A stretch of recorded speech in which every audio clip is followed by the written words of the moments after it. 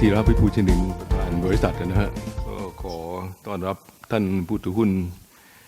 ทุกท่านนะฮะสำหรับการประชุมผู้ถือหุ้นสามัญประจำปีครั้งที่1นะฮะทับ2560ของบริษัทพิชิตชิปปิ้งจำกัดมหาชนนะครับก่อนที่ผมจะดำเนินการประชุมตามวาระนะฮะขอแนะนำกรรมการที่มาร่วมประชุมในวันนี้นะครับทางด้านขวามือของผมก็คือคุณคลิดฮาชิมนะฮะกรรมการผู้จัดการ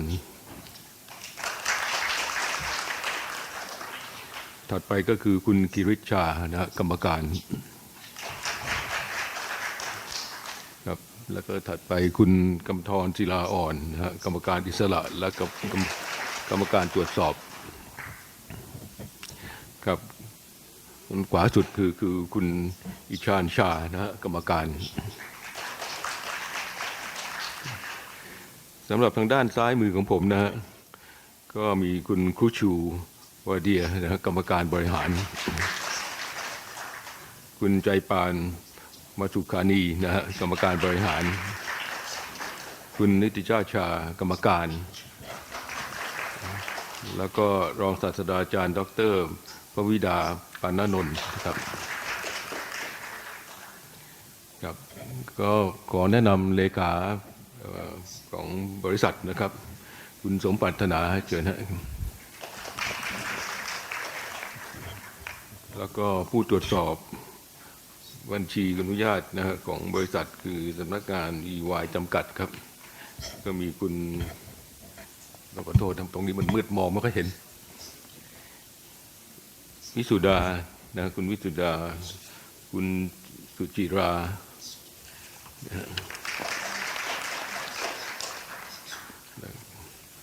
ครับ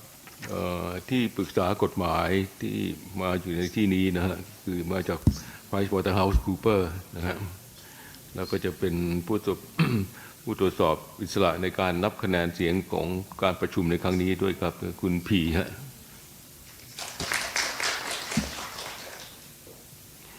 ก่อนเข้าถึงระเบียบวาระการประชุมต่อไปนะครับผมอยากจะขอให้เลขาบริษัทนะคุณสมปรารถนาชี้แจงให้ที่ประชุมรับทราบถึงวิธีการในการลงคะแนนเสียงและการนับคะแนนเสียงครับเชิญฮะค่ะสวัสดีอีกครั้งนะคะ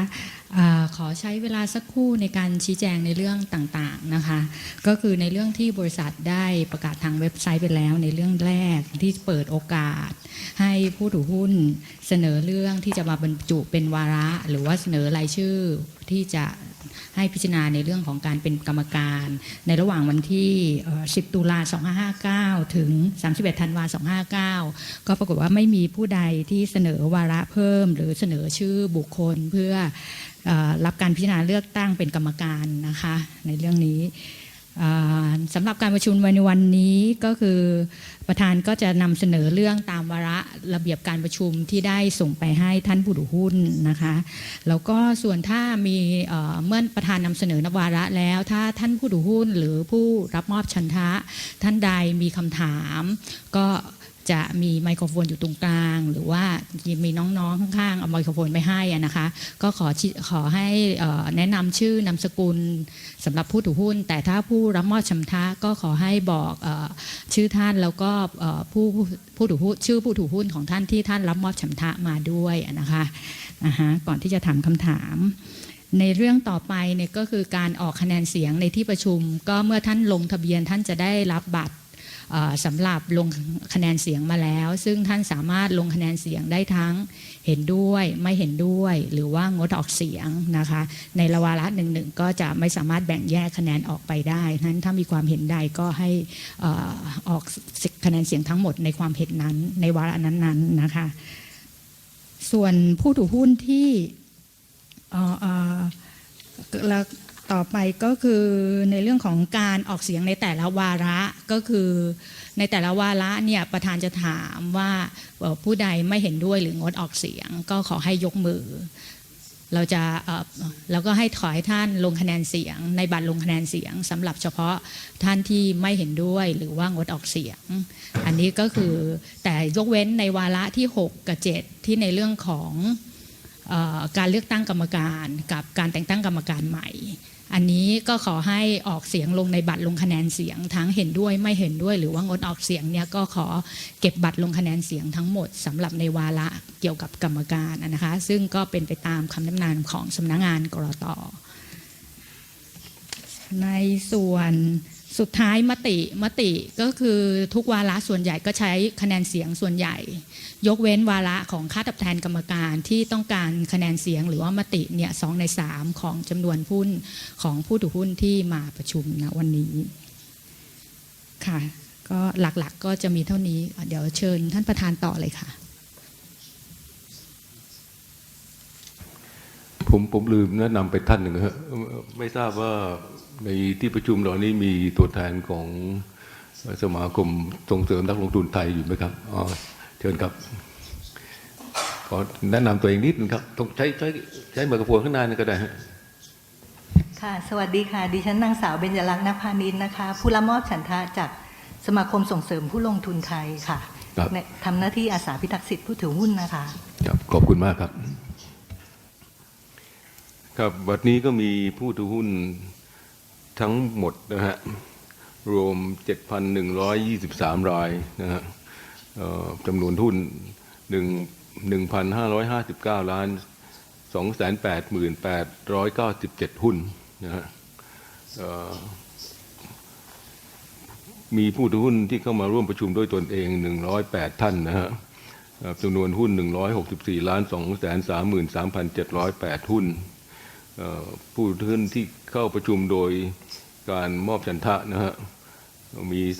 333รายนะฮะจำนวนหุ้น932ล้าน 518,282 หุ้นรวมผู้ถือหุ้นจำนวนผู้ถือหุ้นและผู้รับมอบฉันทะที่เข้ามาร่วมประชุมวันนี้นะฮะ441รายนับเป็นจำนวนหุ้น 1,096ล้าน 751,990 หุ้นนะฮะหรือ 70.337% ครับก็ถือว่าเป็นการครบองค์ประชุมนะฮะผมขออนุญาตไปวาระที่1เลยนะครับเพื่อรับรองรายงานการประชุมสามัญผู้ถือหุ้นครั้งที่1/2559นะฮะซึ่งได้จัดขึ้นในวันที่30มีนา2559ครับเราได้แนบเอกสารประชุมส่งให้ผู้ถือหุ้นทุกท่านแล้วนะครับไม่ทราบว่ามีผู้ถือหุ้นท่านใดต้องการที่จะแก้ไขเปลี่ยนแปลงการอะไรบ้างไหมครับหรือมีคอมเมนต์อะไรก็เชิญนะครับครับถ้าไม่มีก็ขอให้ลงคะแนนเสียงนะครับท่านผู้ถือหุ้นท่านใดไม่เห็นด้วยหรือไม่ประสงค์ที่จะออกเสียงขอให้ยกมือขึ้นครับไม่มีนะครับระหว่างการนับคะแนนผมขออนุญาตไปวาระที่2เลยนะครับเพื่อรับรองรายออกมาแล้วโอเคครับคะแนนเสียงของวาระที่1นะฮะเห็นด้วย 1,091 ล้าน 1,091 ล้าน 350,1,990 หุ้นนะครับถือเป็น 99.5076% ครับก็ถือว่ารับรองนะครับวาระนี้วาระที่2นะฮะเพื่อรับทราบรายงานจากคณะกรรมการบริษัทสำหรับผลการดำเนินงานในปี 2559 และรายงานประจำปี 2559 ของบริษัทครับเชิญนะฮะถ้ามีคำถามอะไรก็เชิญถามได้ผมจะขอให้ท่านกรรมการผู้จัดการรายงานให้ท่านผู้ถือหุ้นทราบนะเกี่ยวกับผลงานของบริษัทครับis a slide that shows you a snapshot view of the assets of the company. As of the end of last year, we had 36 ships, and the average age was 5.83 years. The insured value was almost $700 million. The book value was $715 million. The total deadweight was 1.5 million deadweight tons, and the average size per ship was 42,812. By the end of 2018, we expect this number to go up to 37 ships. The average age at the end of December 2018 would be 7.11 years. The total deadweight tons would be 1.65 million, and the average deadweight per ship would be 44,615. สำหรับสไลด์นี้นะครับท่านกรรมการผู้จัดการนะครับก็ได้มีการแสดงให้เห็นถึงทางด้านของทรัพย์สินของบริษัทนะครับนั่นก็คือกองเรือของบริษัทนั่นเองนะครับขอให้ท่านได้ดูพิจารณานะครับท่านพูดถึงในช่วงของเมื่อ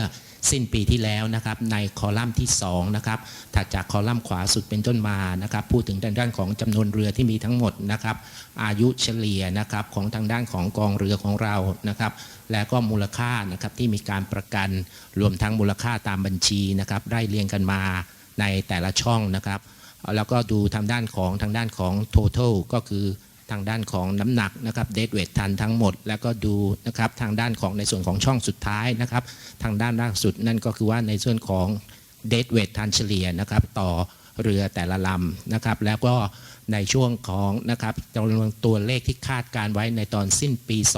2018 นะครับก็เป็นไปตามคอลัมน์ที่อยู่ทางด้านขวามือสุดครับ This slide shows you the average annual BDI, or the Baltic Dry Index.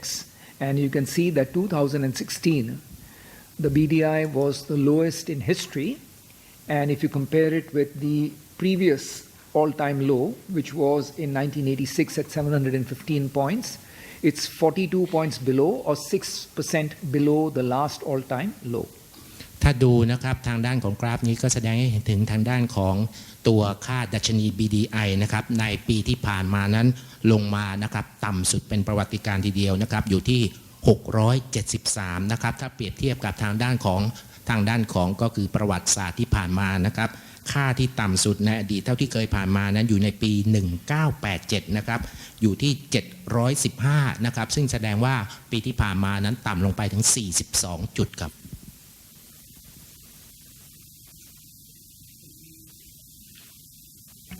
If we then look at the next slide, it shows you how the BDI has fared during the year. So here I would like to highlight a few points. The first point is that the BDI started out the year at 453 points, then collapsed to an all-time low of 290 points, before more or less moving up in a straight line to 1,257 points in November, before ending the year at 961 points.ถ้าดูนะครับในเรื่องของทางด้านของกราฟตัวนี้แสดงให้เห็นการเคลื่อนไหวนะครับของทางด้านของตัวค่าดัชนี BDI ตัวนี้เริ่มต้นปีนั้นก็อยู่ที่ค่อนข้างต่ำทีเดียวนะครับอยู่ที่453จุดแล้วก็เมื่อนะครับในเดือนกุมภาพันธ์ก็ลงมาต่ำสุดอยู่ที่290นะครับก่อนที่จะมีการดีดตัวกลับขึ้นมาแล้วก็ขึ้นมาสูงนะครับสุดก็คืออยู่ที่ 1,257 ในเดือนพฤศจิกายนนะครับเมื่อปีที่แล้วก็ปิดท้ายปีนะครับค่าอยู่ที่961ครับ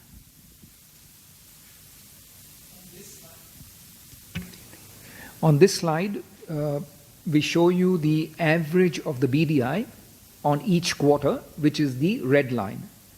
On the green bars, we show you the amount of ships that were scrapped during that quarter. And the blue bar represents the total of scrap ships for the year. And the average BDI for the whole year is therefore represented at that point at 673. ก็กราฟนี้เป็นการเปรียบเทียบนะครับในเรื่องของทางด้านของค่าเฉลี่ยนะครับของทางด้านของ BDI เปรียบเทียบกับทางด้านของจำนวนเรือที่มีการปลดระวางไปในแต่ละไตรมาสนะครับก็คือแท่งสีเขียวทั้งหมดนะครับจะแสดงให้เห็นถึงจำนวนเรือที่มีการปลดระวางกันไปในแต่ละไตรมาสส่วนเส้นสีแดงนั้นนะครับก็คือว่าเป็นตัวทางด้านของเส้นของตัวดัชนี BDI แล้วก็กราฟในแท่งสุดท้ายนะครับที่อยู่ทางด้านของขวามือสุดนั้นเป็นกราฟแท่งสีน้ำเงินนั้นก็คือค่าเฉลี่ยของ BDI ตลอดทั้งปีรวมทั้งจำนวนเรือทั้งหมดทั้งปีที่มีการปลดระวางกันไปเมื่อปีที่แล้วครับ The one thing to take away from this slide is that the BDI and scrapping have an inverse or an opposite relationship. That is, when the BDI is strong, scrapping is weak, and when the BDI is weak, scrapping is strong. ก็ทางด้านของสิ่งหนึ่งที่เรานะครับเป็นข้อสังเกตของทางด้านของกราฟตัวนี้นะครับว่าทิศทางของทางด้านของค่าเฉลี่ย BDI กับทางด้านของจำนวนเรือที่จะมีการปลดระวางนั้นสวนทางกันนะครับถ้าจำนวนของทางด้านของดัชนีค่า BDI นั้นต่ำจำนวนเรือที่ปลดระวางจะสูงถ้าตัวดัชนี BDI นั้นสูงนะครับจำนวนเรือที่ปลดระวางนั้นจะมีจำนวนต่ำครับ Now, if we were to look at the average slippage rate that was there in the last year, it was 47.5%. And if we were to apply, say, a slippage rate of 50% for this year's new buildings that are still to come, and also apply a 30 million deadweight ton scrapping figure for the year, last year was 29.74, then the average or at the end of the year of 2017, you would have about 789 million deadweight tons of ships left. ถ้าดูนะครับในเรื่องของการที่จะคำนวณนะครับทางด้านของอัตรานะครับของการปลดระวางเรือรวมทั้งทางด้านของอัตราความล่าช้าในเรื่องของการส่งมอบเรือดูทางด้านของนะครับก็คือในเรื่องของ deadweight ton ทั้งหมดเพราะฉะนั้นเนี่ยเราดูในตอนที่จะสิ้นปีนี้นะครับจะน่าจะมีทางด้านของเรือที่เป็นปริมาณของ deadweight ton ทั้งหมดเนี่ยอยู่ที่789ล้าน deadweight ton ครับ And similarly, if we were to apply the same two assumptions for 2018, then at the end of the year you would have 783 million deadweight tons of ships. ถ้ามีการใช้นะครับตรรกะเดียวกันในการที่จะมีการคำนวณนะครับในเรื่องของจำนวนของเรือนะครับ deadweight ton ในปีหน้าปี 2018 เนี่ยจะมีจำนวนเรืออยู่ที่ deadweight ton อยู่ที่783ครับ Now, the scrapping rate so far in the months of January and February indicate to us that we may not reach the 30 million deadweight tons in 2017, but with new regulations coming in, we think that the figure for 2018 will exceed the 30 million deadweight tons that we have assumed. ก็ถ้าจำนวนนะครับถ้าดูในเรื่องของตัวเลขที่มีของจำนวนเรือที่มีการปลดระวางกันไปในเดือนมกราคมและก็เดือนกุมภาพันธ์ของปีนี้นะครับทางด้านของจำนวนเรือที่ปลดระวางไปทั้งหมดเนี่ยในปีนี้เนี่ยไม่น่าจะถึง30ล้าน deadweight ton แต่ถ้าดูในเรื่องของกฎระเบียบกฎหมายใหม่ๆที่ออกมาทั้งหมดนะครับในปีหน้าจำนวนเรือที่จะมีการปลดระวางไปน่าจะมากกว่า30ล้าน deadweight ton ครับ Now, to understand what's happened in 2016, we need to look at China because it is the single largest country that impacts the dry bulk market. ถ้าจะดูนะครับทางด้านของแนวโน้มของอุตสาหกรรมของเราก็คงจะต้องนะครับหลีกเลี่ยงไม่พ้นที่จะต้องดูประเทศจีนซึ่งเป็นประเทศที่มีเศรษฐกิจนะครับใหญ่ที่สุดก็ว่าได้นะครับซึ่งมีผลกับในเรื่องของทางด้านของอุตสาหกรรมทางด้านของการขนส่งสินค้าเทกองแห้งของเรา If you look at steel exports, in 2015, China had exported 112 million tons of steel, and the expectation for 2016 was that it would be flat at best or down by 2 to 3%. ถ้าดูในเรื่องของการปริมาณการนำเข้าเหล็กของจีนนะครับก็ลดลงนะครับก็คือจากทางด้านของในปี2015นะครับแล้วก็อยู่ที่112ล้านตันเนี่ยลงมาอยู่ที่แค่108ล้านตันเท่านั้นก็คือลดลงนะครับประมาณ 2-3% And that's exactly what happened. So the steel exports fell from 112 million tons to 108 million tons. เพราะฉะนั้นนะครับทางด้านของจำนวนนะครับของทางด้านของการส่งออกนะครับเหล็กของจีนนั้นก็คือว่ามีการลดลงตามเปอร์เซ็นต์ค่าเปอร์เซ็นต์นะครับที่ปรากฏอยู่บนหน้าจอ If we look at coal imports into China during 2015 was at 204 million tons, and the expectation was that this would drop by about 10% and come down to 180 million tons. ก็ทางด้านของการนำเข้าถ่านหินของจีนนะครับก็จะลดลงนะครับก็คือประมาณ 10% อยู่ที่ประมาณ280ล้านตันครับ Instead, overall for the year, coal imports into China increased by 25.2% to reach almost 256 million tons. ถ้าดูนะครับตลอดทั้งปีเลยในปี 2016 ที่ผ่านมาการนำเข้าถ่านหินของประเทศจีนเนี่ยเพิ่มขึ้น 25% นะครับก็คือว่าเป็นจำนวนทั้งหมดก็คือเกือบ 260 ล้านตันครับ But in the first 2 months of the year, the imports of coal were running at the expected number of about 180 million tons for the year. แต่ว่าในช่วง 2 เดือนแรกนะครับของปีที่แล้วเนี่ยก็คือว่าจำนวนการนำเข้าของถ่านหินก็เป็นไปที่ตามที่คาดการไว้นะครับก็คือว่าน่าจะอยู่ประมาณ 180 ล้านตันต่อปี And that is the reason why the BDI had an all-time low in the month of February last year. นั่นคือเหตุผลนะครับทำให้ทางด้านของค่าดัชนี BDI นั้นก็คือต่ำสุดเป็นประวัติการณ์ในเดือนกุมภาพันธ์เมื่อปีที่แล้ว And with the increase of coal imports into the second half of the year, the BDI rose from 290 points all the way to 1,257 points, almost 4 times up from the low point. แล้วก็จากจุดต่ำสุดที่ผ่านมาจะเห็นได้ว่านะครับการที่ทางด้านของประเทศจีนนั้นมีการนำเข้าถ่านหินเพิ่มขึ้นเรื่อยๆนะครับในช่วงครึ่งปีหลังนั้นทำให้ทางด้านของตัวค่าดัชนี BDI นั้นจากจุดที่ต่ำสุดเป็นประวัติการณ์นั้นเพิ่มสูงขึ้นนะครับเกือบเป็น 4 เท่าทีเดียว If you look at iron ore, in 2015, China had imported 953 million metric tons of iron ore, and the expectation for 2016 was that it would be flat or at best 2% up. ถ้าดูนะครับในเรื่องของการนำเข้าแร่เหล็กนะครับของทางด้านจีนในปี 2015 เนี่ยอยู่ที่ 953 ล้านตัน แล้วก็ในปี 2016 เนี่ยครับจำนวนนี้ไม่น่าที่จะเพิ่มขึ้นหรือว่าน่าจะเพิ่มขึ้นเพียง 2% เท่านั้น In fact, China imported more than 1 billion tons, actually 1 billion and 25 million tons during the year 2016, up 7.5% compared to the previous year. แต่นะครับโดยข้อเท็จจริงแล้วกลับกลายเป็นว่าทางด้านของประเทศจีนนั้นนำเข้านะครับทางด้านของแร่เหล็กนั้นเกือบที่จะอยู่ที่ 1,025 ล้านตันเพิ่มขึ้น 7.5% ครับ Once again, in the first 2 months of the year, iron ore imports were not going as an average for the year, but were proceeding as if it was going to be a flat or down year. แต่ว่าในช่วง 2 เดือนแรกนะครับของเมื่อปีที่แล้วเนี่ยนะครับก็คือว่าการนำเข้าทางด้านของแร่เหล็กของจีนนั้นก็มีการคาดการณ์ว่าน่าจะต่ำนะครับหรือว่าไม่น่าที่จะเพิ่มขึ้น And again, in the second half of the year, iron ore imports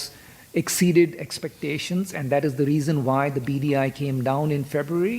reached a low point, and then reached a high point in November. แต่ว่านะครับปรากฏว่าในช่วงครึ่งปีหลังของประเทศจีนนะครับเมื่อปีที่แล้วเนี่ยการนำเข้าแร่เหล็กนั้นเพิ่มขึ้นนั่นก็คือว่าทำให้ทางด้านของตัวดัชนีค่า BDI นั้นเพิ่มขึ้นนะครับหลายเท่าทีเดียว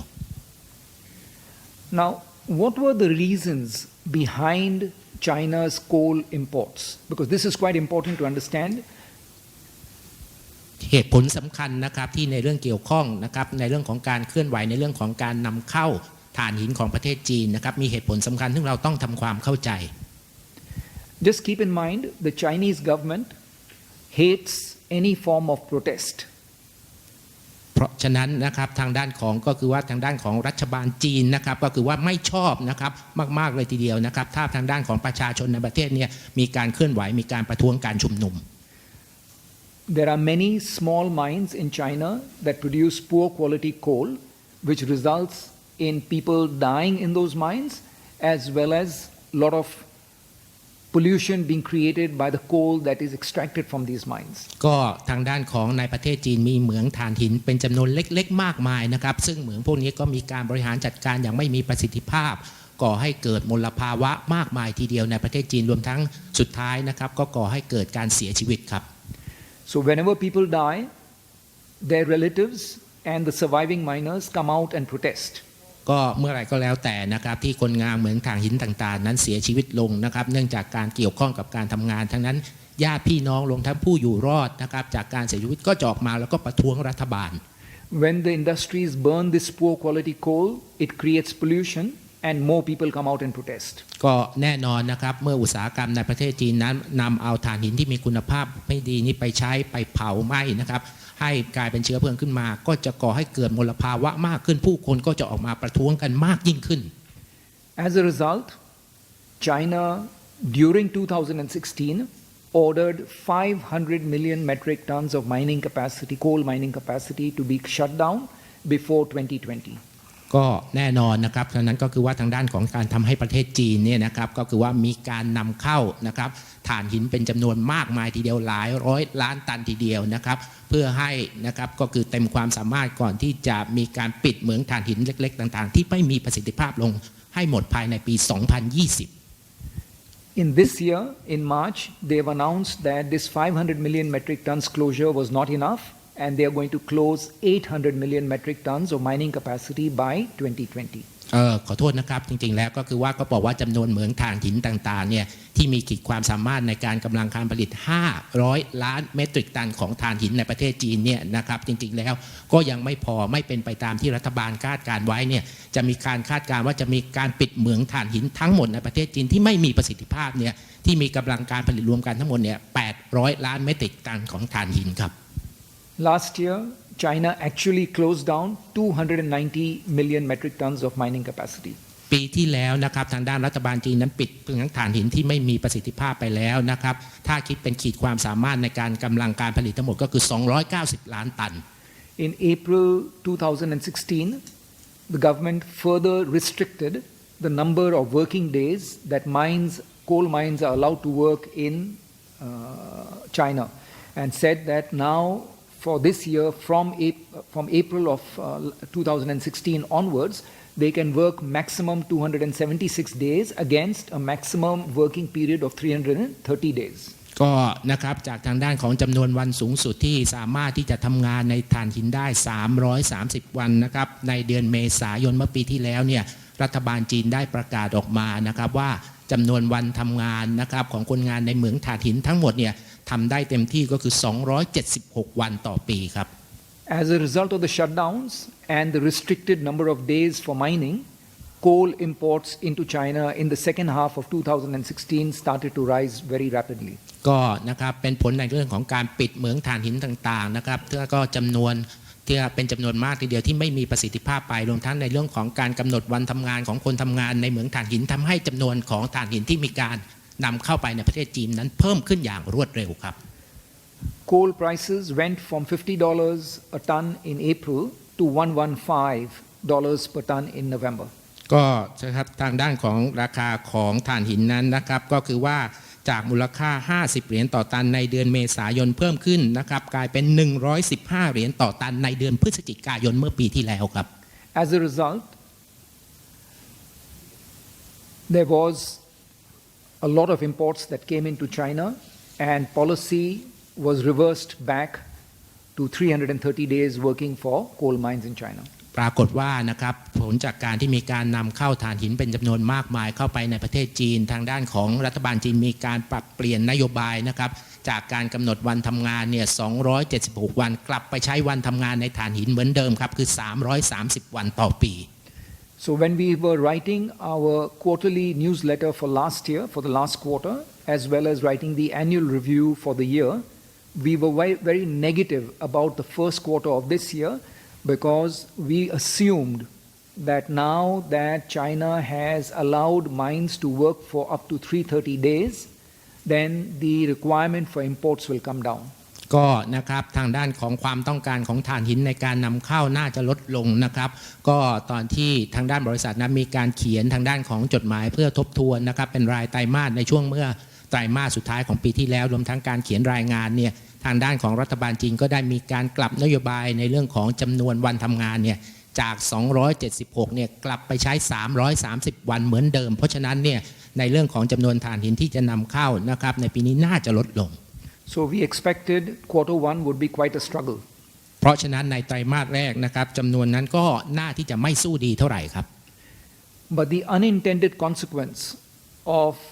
the Chinese government policy of reducing the number of working days and of shutting down many more mines resulted in the balance mines becoming very profitable. ก็แน่นอนนะครับผลทางด้านของเหมืองที่อยู่รอดนะครับจากการที่รัฐบาลไม่ถูกสั่งปิดรวมทั้งในเรื่องของการที่มีการลดจำนวนนะครับของการทำงานวันลงนั้นในเหมืองแร่ต่างๆนั้นก็ทำให้เหมืองที่อยู่รอดนั้นได้ผลกำไรเนี่ยอย่างมากทีเดียว As a result, mines did not go back up to 330 working days. They were working slightly more than 276 days, but well below 330 days. แต่ว่าจริงๆแล้วนะครับจำนวนวันจริงๆที่เกิดขึ้นในการทำงานของคนงานในเมืองหินนะก็คือว่าไม่ได้เต็มที่นะครับอยู่ที่330วันก็คือว่ามีการทำงานเนี่ยมากกว่า276วันแต่ไม่ถึง330วันครับในเชิงปฏิบัติที่แท้จริง As a result, coal imports into China in the first 2 months of this year are 48% above last year's level. ก็ทำให้นะครับการนำเข้าถ่านหินของทางด้านของจีนในช่วง2เดือนแรกของปีนี้นะครับเพิ่มขึ้น 48% เมื่อเปรียบเทียบกับปีที่แล้ว Last year, the government did indicate, Chinese government did indicate that they would once again tighten up the working days for coal mines back to 276 days in March of this year. ก็ทางด้านของรัฐบาลจีนนะครับมีการประกาศก้าวกันออกมานะครับว่าทางด้านของในเดือนมีนาคมปีนี้จะมีการลดจำนวนวันของการทำงานในเหมืองรนให้อยู่ที่276เหมือนเดิมครับ But in fact, in March, they announced that they will not reverse policy and that mines are allowed to work 330 days. แต่ปรากฏว่านะครับในเดือนมีนาคมที่ผ่านมานั้นรัฐบาลนะครับไม่ได้มีการกลับนโยบายแล้วก็เหมืองต่างๆเนี่ยยังคงสามารถเปิดทำงานอยู่ได้330วันต่อปีครับ This year, the government has ordered at least 150 million metric tons of Chinese coal mining capacity must be shut down. ก็นะครับปีนี้มีการประกาศว่าทางน้อยที่สุดนะครับเหมืองแร่ในประเทศจีนที่มีกำลังการผลิตทั้งหมดเนี่ยรวมกันเนี่ย150ล้านตันเนี่ยจะต้องมีการถูกปิดตัวลงครับ So the question is coal imports and other imports into China sustainable? เพราะฉะนั้นคำถามที่สำคัญนะครับในเรื่องของการนำเข้าทางด้านของถ่านหินนะครับรวมทั้งสินค้าโภคภัณฑ์อื่นๆเนี่ยจะมีความยั่งยืนหรือไม่ If you look at the statement made by China on their steel exports, they said that they will stop producing normal or product steel by June this year. ถ้าดูนะครับทางด้านของข้อความที่มีการประกาศออกมานะครับเขาบอกว่าภายในเดือนมิถุนายนปีนี้เนี่ยทางด้านของจีนนั้นจะหยุดการผลิตนะครับทางด้านของผลิตภัณฑ์เหล็กนะครับหรือว่าทางด้านของเหล็กที่มีนะครับก็คือเป็นลักษณะของสินค้าธรรมดาครับ That means China will now focus on higher quality steel and which will give them added value and better export value. เพราะฉะนั้นทางด้านของจีนนั้นก็หมายความว่านะครับจะมีการผลิตเหล็กที่มีคุณภาพสูงแล้วก็มีมูลค่าเพิ่มขึ้นนะครับจะเป็นการเพิ่มมูลค่าในการที่จะกลายเป็นสินค้าส่งออก Of course, to produce good quality steel, you must begin with good quality iron ore and very good quality coal. ก็แน่นอนในการจะผลิตเหล็กที่มีคุณภาพสูงก็ต้องเริ่มต้นนะครับจากทางด้านของแร่เหล็กที่มีคุณภาพสูงนะครับแล้วก็จะต้องมีถ่านหินซึ่งมีคุณภาพสูงด้วยครับ both of which are only available through imports. เพราะฉะนั้นนะครับทางด้านของแร่เหล็กที่มีคุณภาพสูงรวมทั้งถ่านหินที่มีคุณภาพสูงนั้นทางด้านของในประเทศจีนไม่มีนะครับจะมีได้ก็ต้องมีการนำเข้าเท่านั้น In the last 30 days, China has banned the import of coal from North Korea. ก็ในช่วง30วันที่ผ่านมานะครับรัฐบาลจีนได้มีการประกาศห้ามการนำเข้านะครับทางด้านถ่านหินจากเกาหลีเหนือ That is 23 million metric tons of coal have been banned from being imported from North Korea, where there is very little sailing time or shipping distance involved, and therefore the ton mile is very low. เพราะฉะนั้นนะครับในส่วนของทางด้านของ23ล้านตันเนี่ยที่ไปนะครับเพราะฉะนั้นทำให้ค่านะครับของในส่วนของถ้าดูค่าจำนวนนะครับของถ่านหินที่เป็นตันเนี่ยเปรียบเทียบกับระยะทางในเรื่องของการที่จะมีการส่งสินค้าหรือว่าส่งถ่านหินตัวนี้ไปยังทางด้านของประเทศจีนเนี่ยค่อนข้างต่ำครับ So these 23 million metric tons will now have to be imported from very far away, like Australia or Canada or Colombia or South Africa, which will add many more ton miles to the demand side of the equation. เพราะฉะนั้นนะครับถ้าในสิ่งนี้นะครับ23ล้านตันจากทางด้านของเกาหลีเหนือที่หายไปเนี่ยจะต้องมีการนำเข้าจากประเทศอื่นซึ่งอยู่ไกลกว่าเยอะนะครับไม่ว่าจะเป็นทางด้านของออสเตรเลียแคนาดาหรือว่าแอฟริกาใต้ทำให้ค่าสัดส่วนของตันนะครับต่อระยะทางที่เป็นไมล์เนี่ยจะเพิ่มขึ้น China's government is very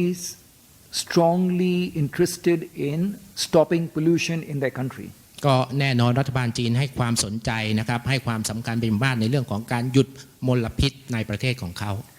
If you want to stop pollution in China, you can only burn good quality coal and good quality coke in your steel mills, in your power generating capacity. เพราะฉะนั้นในการที่จะหยุดนะครับทางด้านของมลพิษที่เกิดขึ้นก็จำเป็นที่จะต้องมีการเผาถ่านหินนะครับถ่านโคกที่มีคุณภาพดีเท่านั้นในอุตสาหกรรมในเรื่องของการทำเหล็กครับ That is why China wants to shut down mining capacity, which is poor quality, and substitute it with imports of good quality coal. เพราะฉะนั้นนะครับทางด้านของรัฐบาลจีนก็เลยมีนโยบายมาต้องการที่จะปิดนะครับเหมืองถ่านหินต่างๆซึ่งมีการผลิตถ่านหินที่มีคุณภาพไม่ดีแล้วก็ทดแทนด้วยการนำเข้าถ่านหินที่มีคุณภาพดีครับ Just some data points on the first 2 months of this year from China. ก็ทางด้านของเรื่องข้อมูลนะครับช่วง2เดือนแรกของปีนี้ในประเทศจีน Iron ore is up 12.6%. ก็ทางด้านของแร่เหล็กนั้นเพิ่มขึ้นนะครับ 12.6% Coal imports is up by 48%. ก็ทางด้านของถ่านหินนั้นนำเข้า 48% เพิ่มขึ้นครับ Steel production is up 6.3%. ทางด้านของการผลิตเหล็กนั้นในช่วง2เดือนแรกของปีนี้เพิ่มขึ้น 6.3% Steel inventories are up by 8.9 million metric tons. ทางด้านของสต็อกนะครับของเหล็กที่มีการเก็บไว้เนี่ยตอนนี้ในช่วง2เดือนแรกของปีนี้เพิ่มขึ้น 8.9 ล้านตัน Steel exports in the first 2 months are down by 4.65 million metric tons. แต่ว่าในเรื่องของการส่งออกเหล็กของจีนในช่วง2เดือนแรกของปีนี้ลดลง 4.6 ล้านตันครับ If you take the last 3 points together, you will notice that China has consumed 3.35 million metric tons of additional steel this year in the first 2 months as compared to last year. ถ้ามีการรวมนะครับทางด้านของปัจจัยทั้ง3ข้อนะครับเข้าด้วยกันอย่างที่กล่าวไปในทางว่าจีนเนี่ยดูนะครับว่ามีการที่จะมีการบริโภคเนี่ยเหล็กในช่วง2เดือนแรกของปีนี้เพิ่มขึ้น 3.35 ล้านตันถ้าเปรียบเทียบกับปีที่แล้วครับ Basically, this could be for infrastructure development connected with the One Belt One Road. ก็อาจจะเกี่ยวข้องนะครับกับทางด้านของก็คือว่า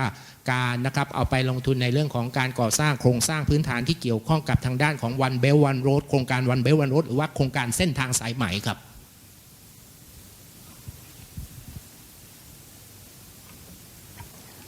ครับมีคำถามอะไรไหมครับท่านผู้ทูลเชิญนะครับ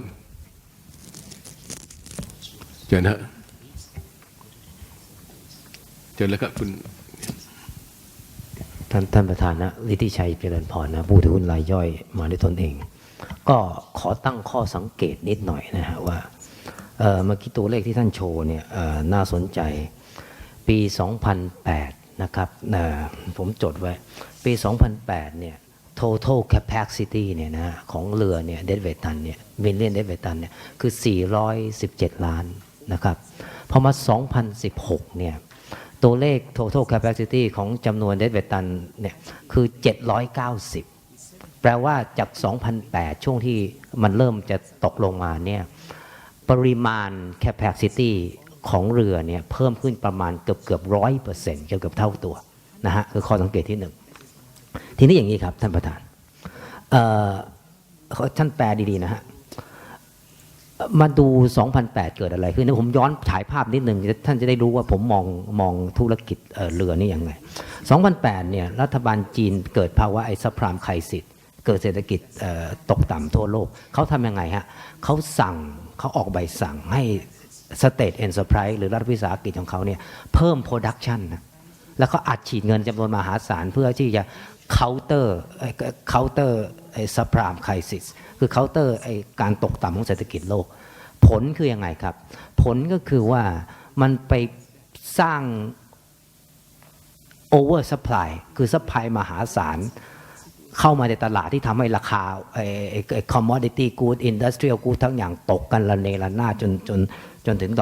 2045 ก็เกิดภาพอย่างนี้ทีนี้ไอ้ซัพพลายที่สร้างขึ้นมาจากที่เขาต้องการจะสร้างคนแทนเขาเรียก substitute export คือสมัยก่อนจีน export เยอะพอยุโรปอเมริกาลงเนี่ยการ export ก็น้อยเขาก็เติมเพราะมันเติมง่ายมันมีฐานผลิตอยู่แล้วบอกให้ทำงานเยอะขึ้นผลิตเยอะขึ้นขยายโรงงานฉีดเงิน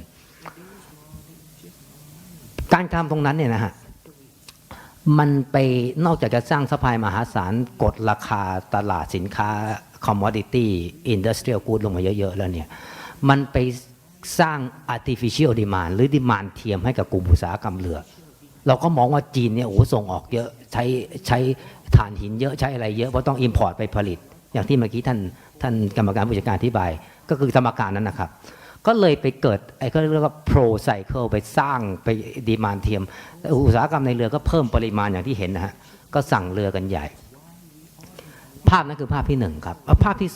2-3 ปีที่ผ่านมาเนี่ยท่านจะเห็นว่ารัฐบาลจีนเกิดรู้ตระหนักว่าไอ้ที่เขาทำแล้วมันไม่เสถียรแล้วมันเกิด protectionism มันเกิดอะไรเขาต้องการจะ rebalance ทำยังไงครับเขาก็ไปลดการ subsidy อย่างที่ท่านเห็นถ่านหินใช่ไหมฮะที่ท่านกรรมการผู้จัดการอธิบายถูกต้องเลยฮะเขากำลังทดลองอยู่ครับกำลังทดลองลดการผลิตที่เกินทั้งถ่านหินทั้งคาร์บอนแบ็กทั้งทุกๆอย่างท่านไปดูเขาพยายามจะลดกำลังการผลิตแล้วก็ไปเพิ่มก็เรียกชิปเคลื่อน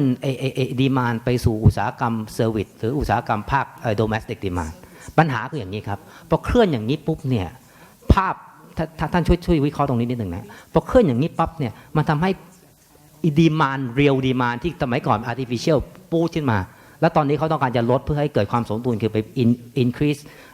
service sector เนี่ยมันก็ทำให้เกิดดีมานจริงๆเนี่ยลดลงฮะในขณะเดียวกันดีมาcapacity ของเรือเพิ่มขึ้นกว่าเท่าตัวประมาณเท่าตัวท่านั้นผมก็กำลังจะถามท่านประธานผ่านไปกรรมการผู้จัดการว่าภาพอย่างนี้เนี่ยถ้าท่านวิเคราะห์เอาภาพใหญ่มาตั้งไอ้ลบไอ้ที่มันอัดฉีดเข้าอัดฉีดออกเนี่ยสถานการณ์มันดีไหมครับและผมเข้าใจว่าการปรับตัวจะไม่ได้มาในเร็ววันนะฮะก็ขอให้ท่านช่วยอธิบายนิดหนึ่งนะครับท่านเห็นที่มาของความคิดความอ่านผมใช่ไหมแล้วท่านอธิบายผ่านตรงนั้นแล้วท่านจะได้ช่วยให้ผมเข้าใจในธุรกิจท่านมากขึ้นครับขอบคุณครับถ้าท่านพูดอย่างนี้นะครับก็คือบอกง่ายๆก็คือว่าทางด้านของตัวอุปสงค์ที่แท้จริงเนี่ยนะครับไม่ได้เติบโตขึ้นมานะครับอย่างแท้จริงถ้าเปรียบเทียบกับตัวอุปทานใช่ไหมครับ Basically yes Okay. there has been Okay, so if that is the question, then the answer is very simple. There is no, first of all, there is no subprime crisis in China. The subprime crisis was in America and in Europe, not in China. China actually in 2009 saved the world. They were the only ones that were growing and growing in real terms. So they did not create the problem, they tried to solve the problem. Today, China is expanding further through the One Belt, One Road and creating real demand. And that real demand is once again helping demand to be stimulated in different parts of the world. And as a result, we think that it is a sustainable return or a sustainable upcycle that we see happening in shipping. ก็ในส่วนของนะครับถ้าจะพูดกันนะครับท่านพูดถึงในปี 2009 ในเรื่องของ subprime crisis ที่เกิดขึ้นทั่วโลกนะครับจริงๆแล้วเกิดขึ้นที่ทางด้านของสหรัฐอเมริกาแล้วก็ยุโรปนะครับทางด้านของไม่ได้เกิดขึ้นที่ประเทศจีนนะครับจีนจริงๆแล้วเป็นประเทศที่อาจจะบอกว่าช่วยชีวิตประเทศอื่นๆที่อยู่ทั่วโลกนะครับพอตอนนั้นเนี่ยครับประเทศจีนนั้นมีการเติบโตและท่านพูดถึงทางด้านของก็คือว่าตัวอุปสงค์ที่แท้จริงนะครับจากโครงการ One Belt One Road หรือว่าโครงการเส้นทางสายไหมของประเทศจีนเนี่ยจะเป็นโครงการที่ก่อกระตุ้นให้เกิดทางด้านของตัวอุปสงค์ที่แท้จริงนะครับแล้วก็จะมีผลดีกับเศรษฐกิจต่างๆของประเทศต่างๆเนี่ยทั่วโลกนะครับโดยเฉพาะอย่างยิ่งในเรื่องของธุรกิจการเดินเรือขนส่งของเราครับ If China is serious about producing only quality steel and if they're serious about reducing pollution, then they will have to import better quality iron ore, which can only come from abroad, and better quality coal, which can only come from abroad, not from China. So therefore, they will have much more of import substitution taking place. Even if the production of steel comes down, the value of the steel will go up because they'll produce better quality steel, and that is what they will export. So overall, iron ore and coal going into China will steadily increase, but the exports will decrease. ถ้าดูกันจริงๆนะครับถ้าทางด้านของก็คือจีนถ้ามีความนะครับก็คือมุ่งมั่นอย่างแท้จริงในการที่จะผลิตนะครับทางด้านของเหล็กที่มีคุณภาพแล้วก็มีความมุ่งมั่นที่แท้จริงในเรื่องของการที่จะลดมลพิษในประเทศของตนเพราะฉะนั้นเนี่ยจะต้องมีการนำเข้าทางด้านของแร่เหล็กแล้วก็ถ่านหินที่มีคุณภาพเท่านั้นซึ่งสิ่งเหล่านี้เนี่ย เป็นวัตถุดิบที่ในประเทศจีนนั้นไม่มีนะครับเพราะฉะนั้นเนี่ยปริมาณการนำเข้าของแร่เหล็ก และก็ในส่วนของถ่านหินเนี่ยจะเพิ่มขึ้นนะครับแล้วก็ในส่วนของปริมาณของเหล็กที่จะส่งออกเนี่ยอาจจะมีปริมาณที่ลดลงแต่ว่านะครับคุณภาพจะสูงขึ้นราคาจะสูงขึ้นครับ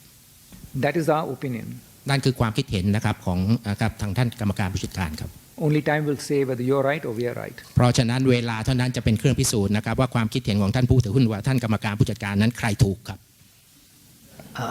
ผมไม่ได้ว่าผมถูกผมผิดนะ Let me use the question you understand. My comment wasn't about the Chinese was a problem.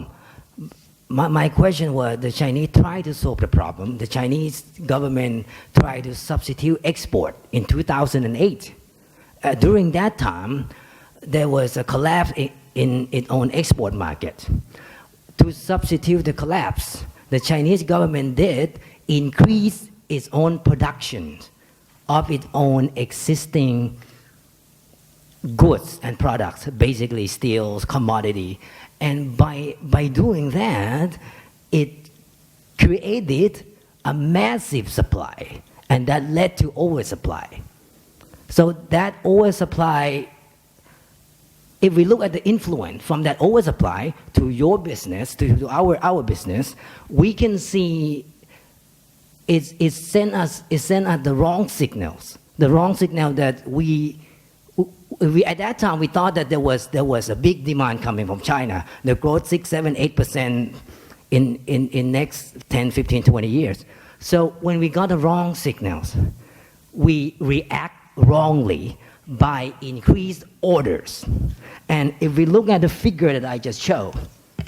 2008, the total capacity, 417 million tons. And in 2018, 790 million tons. So the demand, the capacity of the dry bulk shipping, almost 100%. And my point here is, in 2014, 15, 16, there was another ship from the export substitute stimulus to domestic growth. So the Chinese government realized that what they have done in the past wasn't sustainable. So they shifted the demand from putting a lot of money into commodity, industrial goods, and other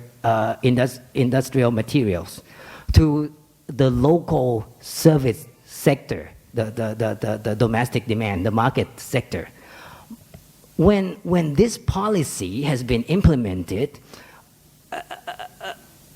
two things that I can see from my understanding of economics. Number one is there can be, not will be, there can be a reduce in the demand of import and export of commodity business. That means it will eventually lead to lower demand in the dry bulk shipping in the future. So my point, if we compare the demand side and the supply side by doing the mathematics, by taking out the artificial supply and putting in the equation of, in the future, the Chinese government will put more money into the domestic sectors. And if we put all 3, 4, 5 picture in, we can see that the balance could take longer time. So it come back to my perspective. I want to explain the picture so you know where I'm coming from. With those pictures, my question is, now we're sitting here in this room and projecting the increase in demand and a lot of things will happen. Will that come true? Because the fact is the supply of the chip deadweight ton doubled from 2008. And I'm not sure the net demand from now grow double from 2008. So that is my perspective. And I just want you to see where I'm coming from so you can react to my opinion. Thank you. and only time will tell who is right and who is wrong. But let me just correct a few things that you said. You said that China's exports were falling, which is absolutely incorrect. Okay, 100% incorrect. Look at current account surplus of China. It has been growing, except for last year. That's the first year when the current account surplus of China started to fall. But even now, in 2017, it's back again up in positive territory. So what is current account surplus? It is the exporting ability of the country in dollar terms as compared to their importing amounts in dollar terms. And the difference, if it's positive, it means that they are doing better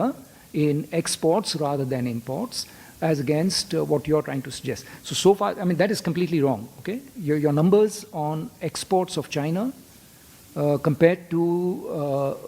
what the facts are is quite wrong. So I can't agree with you there that China has been exporting less. They haven't. They have been exporting more. Secondly, the economy is still growing. And as you said, if it grows by 6 to 7%, that's exactly the growth rate that they want for the next 10 years. So that's going to be there. And once the Chinese government makes up their mind, in general, they are able to achieve their results. Again, like I said, you have your opinion, I have mine. Only time will tell whether you're right or we are right. I see, but my concern was the shifting in policy that make me concerned about what meant. Because the Chinese producing a lot of new things. Thank you. ผมพิสิทธิ์ ธนถาวราภนะครับผู้ถือหุ้นรายย่อยมาถามเองจะถามสั้นๆสัก2คำถามนะครับในฐานะที่เป็นส่วนหนึ่งของบริษัทนะครับจะสอบถามว่าที่มีการยกเลิกการต่อเรือกับทางอู่แซนตี้นะครับอยากทราบว่ามีความมั่นใจว่าไอ้เงินที่มาจำที่ได้ที่จ่ายไปทั้งหมดเนี่ยครับจะได้กลับมาเต็มจำนวนหรือเปล่าข้อแรกนะครับและข้อ2อยากจะถามคุณคาริตนะครับว่าอยากรู้ว่าปริมาณตลาดutilization rate นะครับของทั้งหมดเลยครับ World Fleet เนี่ยตอนนี้พอประมาณได้ไหมครับว่าเรือในตลาดที่เดินอยู่เนี่ย utilization rate อยู่ประมาณเท่าไหร่แล้วภายในปี 18, 19, 20เนี่ยครับแนวโน้มเนี่ยมันจะสามารถโตมากไต่ไปถึง 80, 90 หรือเต็มร้อยหรือได้ประมาณเท่าไหร่อยากจะให้ช่วยวิเคราะห์คร่าวๆตัวนี้ให้ฟังแค่นี้ครับ2ข้อครับขอบคุณครับ All the studies by people like Clarkson's and other research houses, they all indicate that 16 was the low point of the cycle, 17 will be a difficult year, but still reasonable compared to 16, and 18, 19 should be good years. So utilization rates, again, these are all estimates. None of them are really accurate. You only find out after the event what is the real number. According to them, the utilization rate for 2016 was in the low 80%, and they expect that the utilization rate will reach the high 80s, low 90s by 18 and 19. That is the expectation from people like Clarkson's. ก็ทางด้านของนะครับคำถามของท่านผู้ถือหุ้นนะครับขออนุญาตในเรื่องของการที่จะตอบคำถามที่2ก่อนนะครับท่านมี2คำถามด้วยกันคำถามที่2ท่านพูดถึงในเรื่องของอัตราการใช้กำลังนะครับของกองเรือเนี่ยในระดับทั่วโลกทั้งหมดเนี่ยนะครับเป็นปริมาณเท่าไหร่ถ้าพูดถึงนะครับท่านกรรมการผู้จัดการได้พูดไปแล้วนะครับว่าถ้านะครับมาจากการคาดการณ์การประมาณการของทางด้านของหน่วยงานการวิจัยอย่างเช่นคลาร์กสันแล้วก็หน่วยงานการวิจัยอื่นๆเนี่ยปี 2016 เนี่ยนะครับถือว่าเป็นปีที่ต่ำนะครับปี 2017 นี่ก็อาจจะนะครับก็คืออาจจะไม่สู้ดีเท่าไหร่นะครับแต่ว่าก็ไม่ได้ต่ำกว่าปี 2016 ปี 2018 กับปี 2019 น่าจะเป็นปีที่ดีขึ้นครับปี 2018 และปี 2019 เนี่ยน่าจะอยู่ที่นะครับก็คือว่า 80% แก่ๆหรือว่า 90% ต้นๆครับ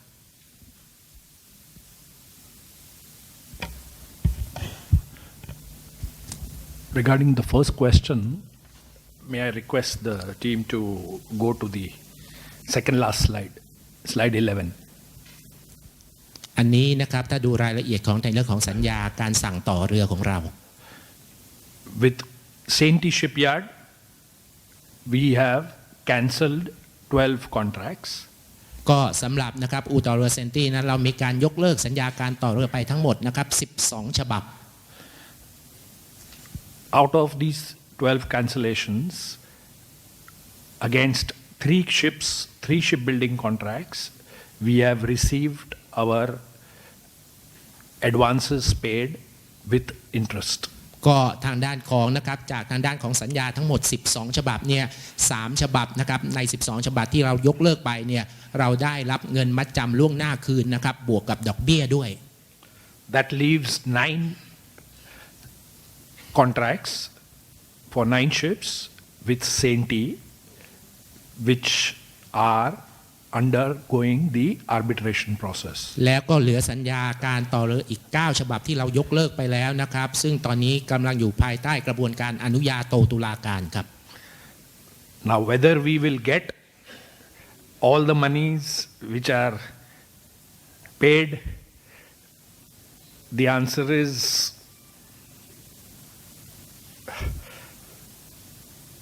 yes. It may, whether it will be 100%, whether it will be 80%, we will have to check.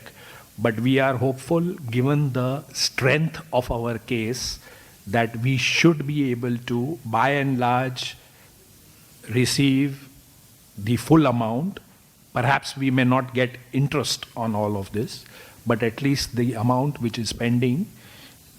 we should be able to get back. Having said that, this is under arbitration in London, so there will be that element of uncertainty. So we cannot say with 100% certainty. เราอาจจะไม่สามารถได้บอกด้วยความนะครับก็คือเชื่อมั่น 100% นะครับก็คือในส่วนหนึ่งนะครับเราเชื่อมั่นว่าเราจะได้รับนะครับเงินที่มีการจ่ายล่วงหน้าไปเนี่ยก็คือ 100% เต็มแต่ว่าจะได้ดอกเบี้ยหรือไม่นะครับนั่นเป็นอีกเรื่องหนึ่งเพราะฉะนั้นกระบวนการในเรื่องของการที่จะนะครับในเรื่องของการที่จะทวงคืนเงินนะครับที่มีการจ่ายล่วงหน้าไปทั้งหมดเนี่ยเต็มจำนวนเนี่ยอยู่ภายใต้กระบวนการอนุญาโตตุลาการที่ลอนดอนประเทศอังกฤษครับ Added piece of information, Senti shipyard has undergone a restructuring, so they went through bankruptcy proceedings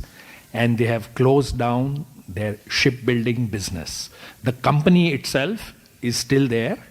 and it has been sort of relisted on the stock exchange in China,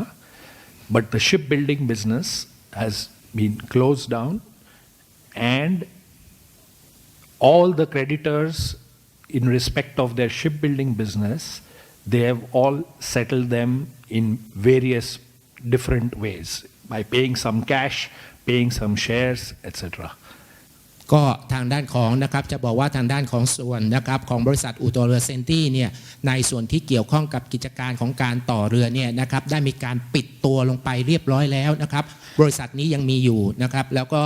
มีการยื่นเรื่องนะครับในเรื่องของการที่ยื่นเรื่องล้มละลายมีการปรับโครงสร้างนะครับแล้วก็เจ้าหนี้เนี่ยหลายต่อหลายรายด้วยกันที่เกี่ยวข้องกับทางด้านของธุรกิจการต่อเรือของเขาเนี่ยก็พยายามที่จะเจรจาไกล่เกลี่ยกันนะครับแล้วก็พยายามที่จะทวงเงินคืนในรูปแบบต่างๆไม่ว่าจะเป็นในรูปแบบของเงินหรือหุ้นครับ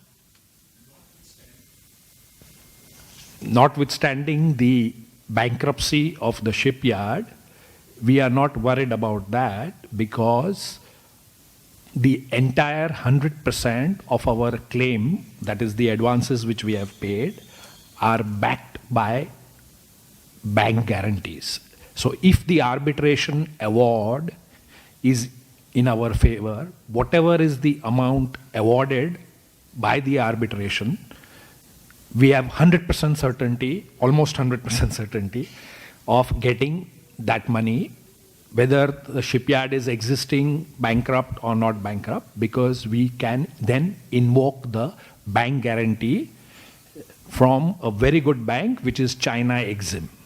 ก็ทางด้านของนะครับก็คือว่าในส่วนของทางด้านของบริษัทนี้นะครับมีการยื่นเรื่องล้มละลายลงไปแล้วแต่ว่าไม่ได้เป็นทั้งที่ทำให้เรากังวลไปนะครับถ้าในกระบวนการอนุญาโตตุลาการแล้วนะครับเราเป็นฝ่ายที่มีการเรียกร้องนะครับและเราก็ได้นะครับทางด้านของอนุญาโตตุลาการนั้นนะครับมีการชี้ออกมาว่าเรานะครับเป็นผู้ที่ชนะนะครับในทางด้านของเคสนี้เนี่ยเราจะได้นะครับทางด้านของเงินคืนมาครับ เนื่องจากนะครับมีทางด้านของแบงก์การันตีอยู่เพราะฉะนั้นการที่บริษัทนี้นะครับล้มละลายนั้นไม่เป็นประเด็นกับเราครับ I hope that answers the question regarding Senti. But going forward, since we are on this slide, the situation with Sanfu Shipyard is that we have received 5 ships. 3 shipbuilding contracts have been cancelled. We have received all the money from those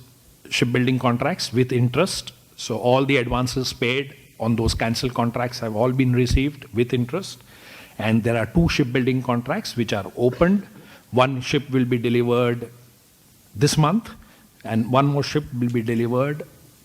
after January of next year. So that will finish our entire new building program, which we undertook 3 years back. ก็นะครับในเรื่องของโครงการต่างๆที่มีการสั่งต่อเรือใหม่ทั้งหมดนะครับที่เราได้มีการดำเนินการย้อนหลังไปเมื่อ3 ปีที่แล้วนะครับในส่วนที่2นะครับซึ่งท่านกรรมการบริหารได้มีการฉายภาพให้เราเห็นนะครับเกี่ยวข้องกับทางด้านของการสั่งต่อเรือนะครับกับอู่ต่อเรือแซนฟูนั้นมีเรือ5 ลำที่ได้มีการส่งมอบกันไปเรียบร้อยแล้วนะครับในช่วง2 ปีที่ผ่านมามีสัญญาการต่อเรือ3 ฉบับที่มีการยกเลิกและเราก็ได้รับเงินที่จ่ายคืนไปล่วงหน้ากลับมาเต็มจำนวนพร้อมกับดอกเบี้ยครับแล้วก็มีสัญญาการต่อเรืออีก2 ฉบับด้วยกันนะครับซึ่งจะมีการส่งมอบ1 ลำจะมีการส่งมอบภายในเดือนเมษายนปีนี้แล้วก็อีก1 ลำจะมีการส่งมอบก็คือในเดือนมกราคมปีหน้าครับครับมีคำถามอีกไหมครับเดี๋ยวนะฮะเอาคุณก่อนก็ได้ฮะขอบคุณค่ะท่านประธานค่ะดิฉันนางสาวเบญจลักษณ์ นักพาณิชย์นะคะผู้รับมอบฉันทะจากสมาคมส่งเสริมผู้ลงทุนไทยค่ะขออนุญาตเรียนถามว่าในมุมมองของบริษัทเนี่ยมองค่า BDI ในปีนี้ไว้ที่ประมาณเท่าไหร่คะเมื่อสักครู่ฟังเหมือนกับว่าจะใกล้เคียงกับณปัจจุบันถูกต้องไหมคะซึ่งจากคำถามคำตอบของเมื่อปีที่แล้วเนี่ยบอกว่าจุดคุ้มทุนของบริษัทจะอยู่ที่ประมาณ 1,200 จุดดังนั้นแล้วดิฉันถ้าฟังจากดีมานด์ซัพพลายของที่ทางผู้ถือหุ้นเมื่อสักครู่ถามเนี่ยถ้าเชื่อว่าการขนส่งของจีนเนี่ยความต้องการนำเข้าถ่านหินของจีนจะใกล้เคียงกับปีที่ผ่านมาประกอบกับการปลดระวางเรือประมาณ30 ล้านเดดเวทตันเนี่ยดิฉันสามารถกล่าวได้ไหมคะว่าผลประกอบการของปี 2017 จะใกล้เคียงกับผลประกอบการของปี 2016 ซึ่งยังไม่คุ้มทุนของบริษัทค่ะ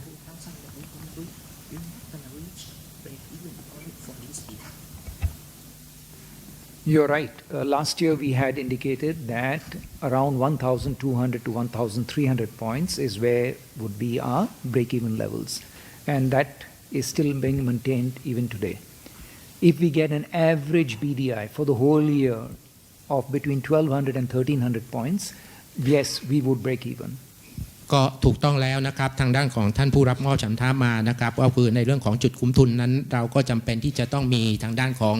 ค่านะครับดัชนี BDI นี้อยู่ประมาณ 1,200 ถึง 1,300 ก็ปีนี้ก็เช่นเดียวกันครับถ้าค่าดัชนี BDI นะครับตลอดทั้งปีนั้นถ้าอยู่ที่ 1,200 ถึง 1,300 เราก็จะนะครับมีความคุ้มทุนนะครับถึงจุดคุ้มทุนภายในปีนี้ครับเดี๋ยวนิดนึงฮะพอดีอาจจะแปลผิดไปนิดนึงคำถามของคุณก็คือว่าปีหน้าหรือปีนี้DBI เนี่ยจะอยู่ในระดับประมาณขนาดไหนใช่ไหมฮะ What is the BDI? What is your expected BDI for this year? Very difficult to predict, but it looks like it might be in that type of range. It looks like. Because the first quarter, if we look at the average for the first quarter, we are coming close to those type of numbers. ถ้าดูค่าเฉลี่ยในไตรมาสแรกนะครับก็คือใกล้เคียงนะครับกับค่าที่ว่าไว้นะครับก็คือว่าท่านนะครับกรรมการผู้จัดการว่าปีนี้ดูเหมือนกับว่าน่าจะแตะอยู่ที่ 1,200 ถึง 1,300 ครับในปีนี้ So if China is serious about fighting pollution and if they're serious about producing really good quality steel, then they will import a lot of iron ore, a lot of coal, and the market will remain good. ก็ตลาดจะดีนะครับถ้าทางด้านของรัฐบาลจีนนั้นมีความมุ่งมั่นนะครับในการจะผลิตเหล็กนะครับซึ่งมีคุณภาพดีแล้วก็ต้องการมีความมุ่งมั่นในเรื่องของการลดมลพิษนะครับเพราะฉะนั้นเนี่ยทางนั้นตลาดน่าจะดีครับ Please keep in mind we don't control the Chinese government So we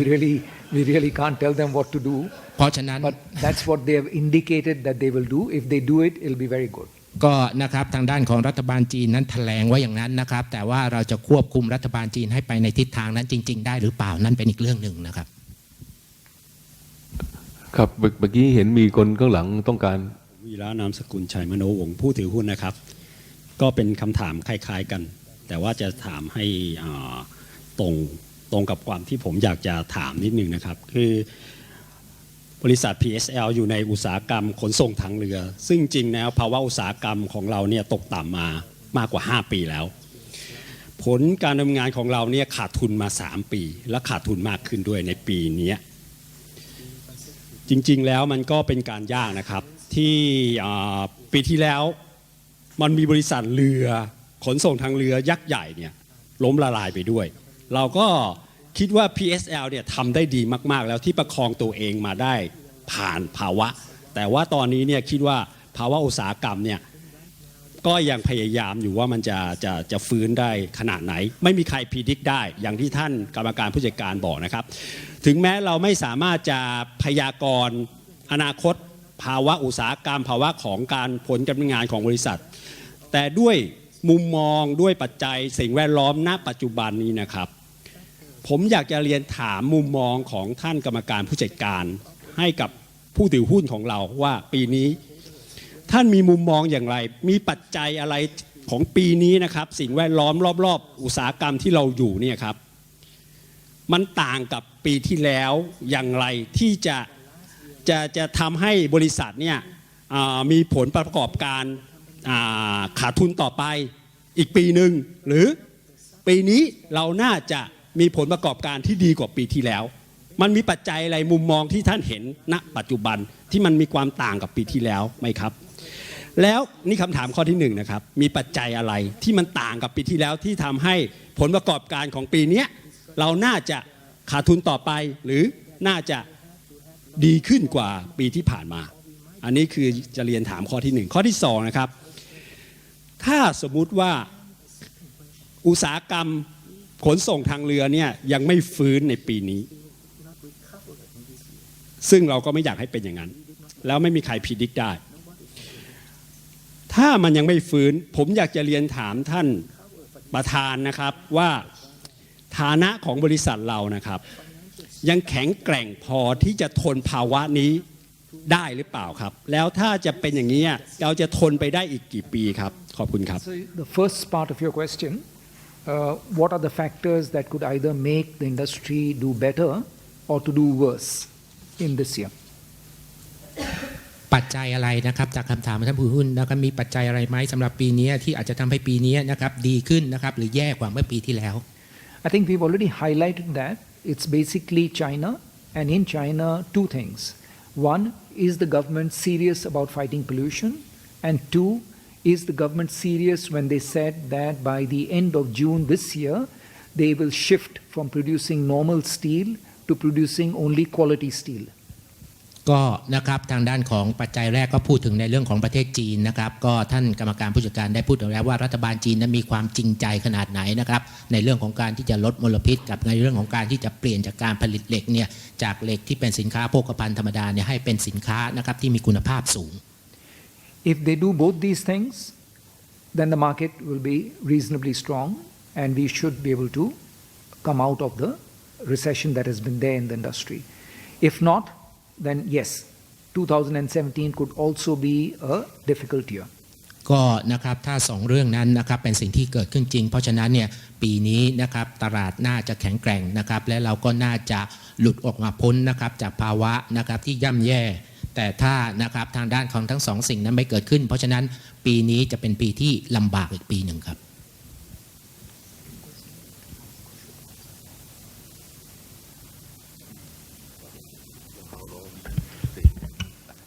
I think the second part of the question was, how long can we survive? And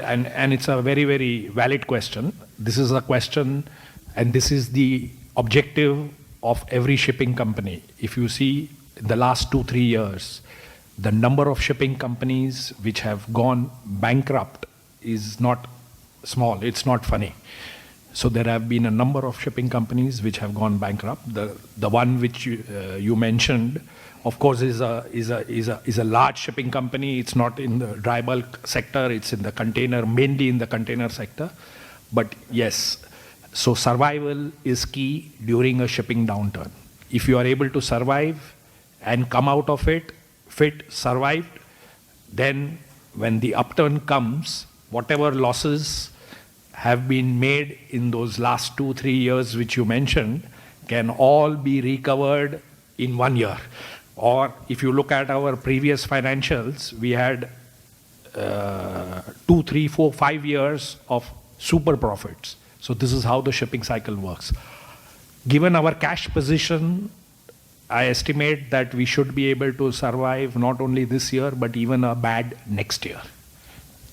ก็นะครับขออนุญาตก็คือในส่วนสุดท้ายที่ท่านพูดมาก่อนนะครับท่านกรรมการบริหารบอกว่าถ้าดูทางเรื่องของตำแหน่งนะครับในเรื่องของฐานะเงินสดของเรานะครับต่อให้เป็นปีนี้ที่เป็นปีที่ย่ำแย่นะครับแล้วก็ปีหน้าต่อให้เป็นปีที่เป็นย่ำแย่ต่อเนื่องเนี่ยเรายังสามารถที่จะอยู่รอดได้นะครับแล้วก็อันนี้เป็นเรื่องจริงนะครับอย่างที่ท่านผู้ถือหุ้นได้พูดไปแล้วว่า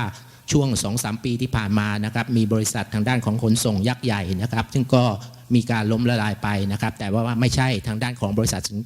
ขนส่งนะครับที่เกี่ยวข้องกับสินค้าแห้งเทกองแต่ว่าเป็นเกี่ยวข้องกับในเรื่องของตู้คอนเทนเนอร์นะครับท่านบอกว่าถ้าคือว่าผลขาดทุนนะครับถ้าก่อให้เกิดผลขาดทุนเนี่ยที่ตามมา 2-3 ปีที่มาแล้วถ้ามีปีที่ดีขึ้นมาเนี่ยเพียงปีเดียวเนี่ยเพราะฉะนั้นเนี่ยเราจะสามารถที่จะพลิกสถานการณ์กลับมามีผลกำไรได้นะครับถ้าดูจากวัฏจักรถ้าเรามีวัฏจักรขาขึ้นในอุตสาหกรรมนี้ครับ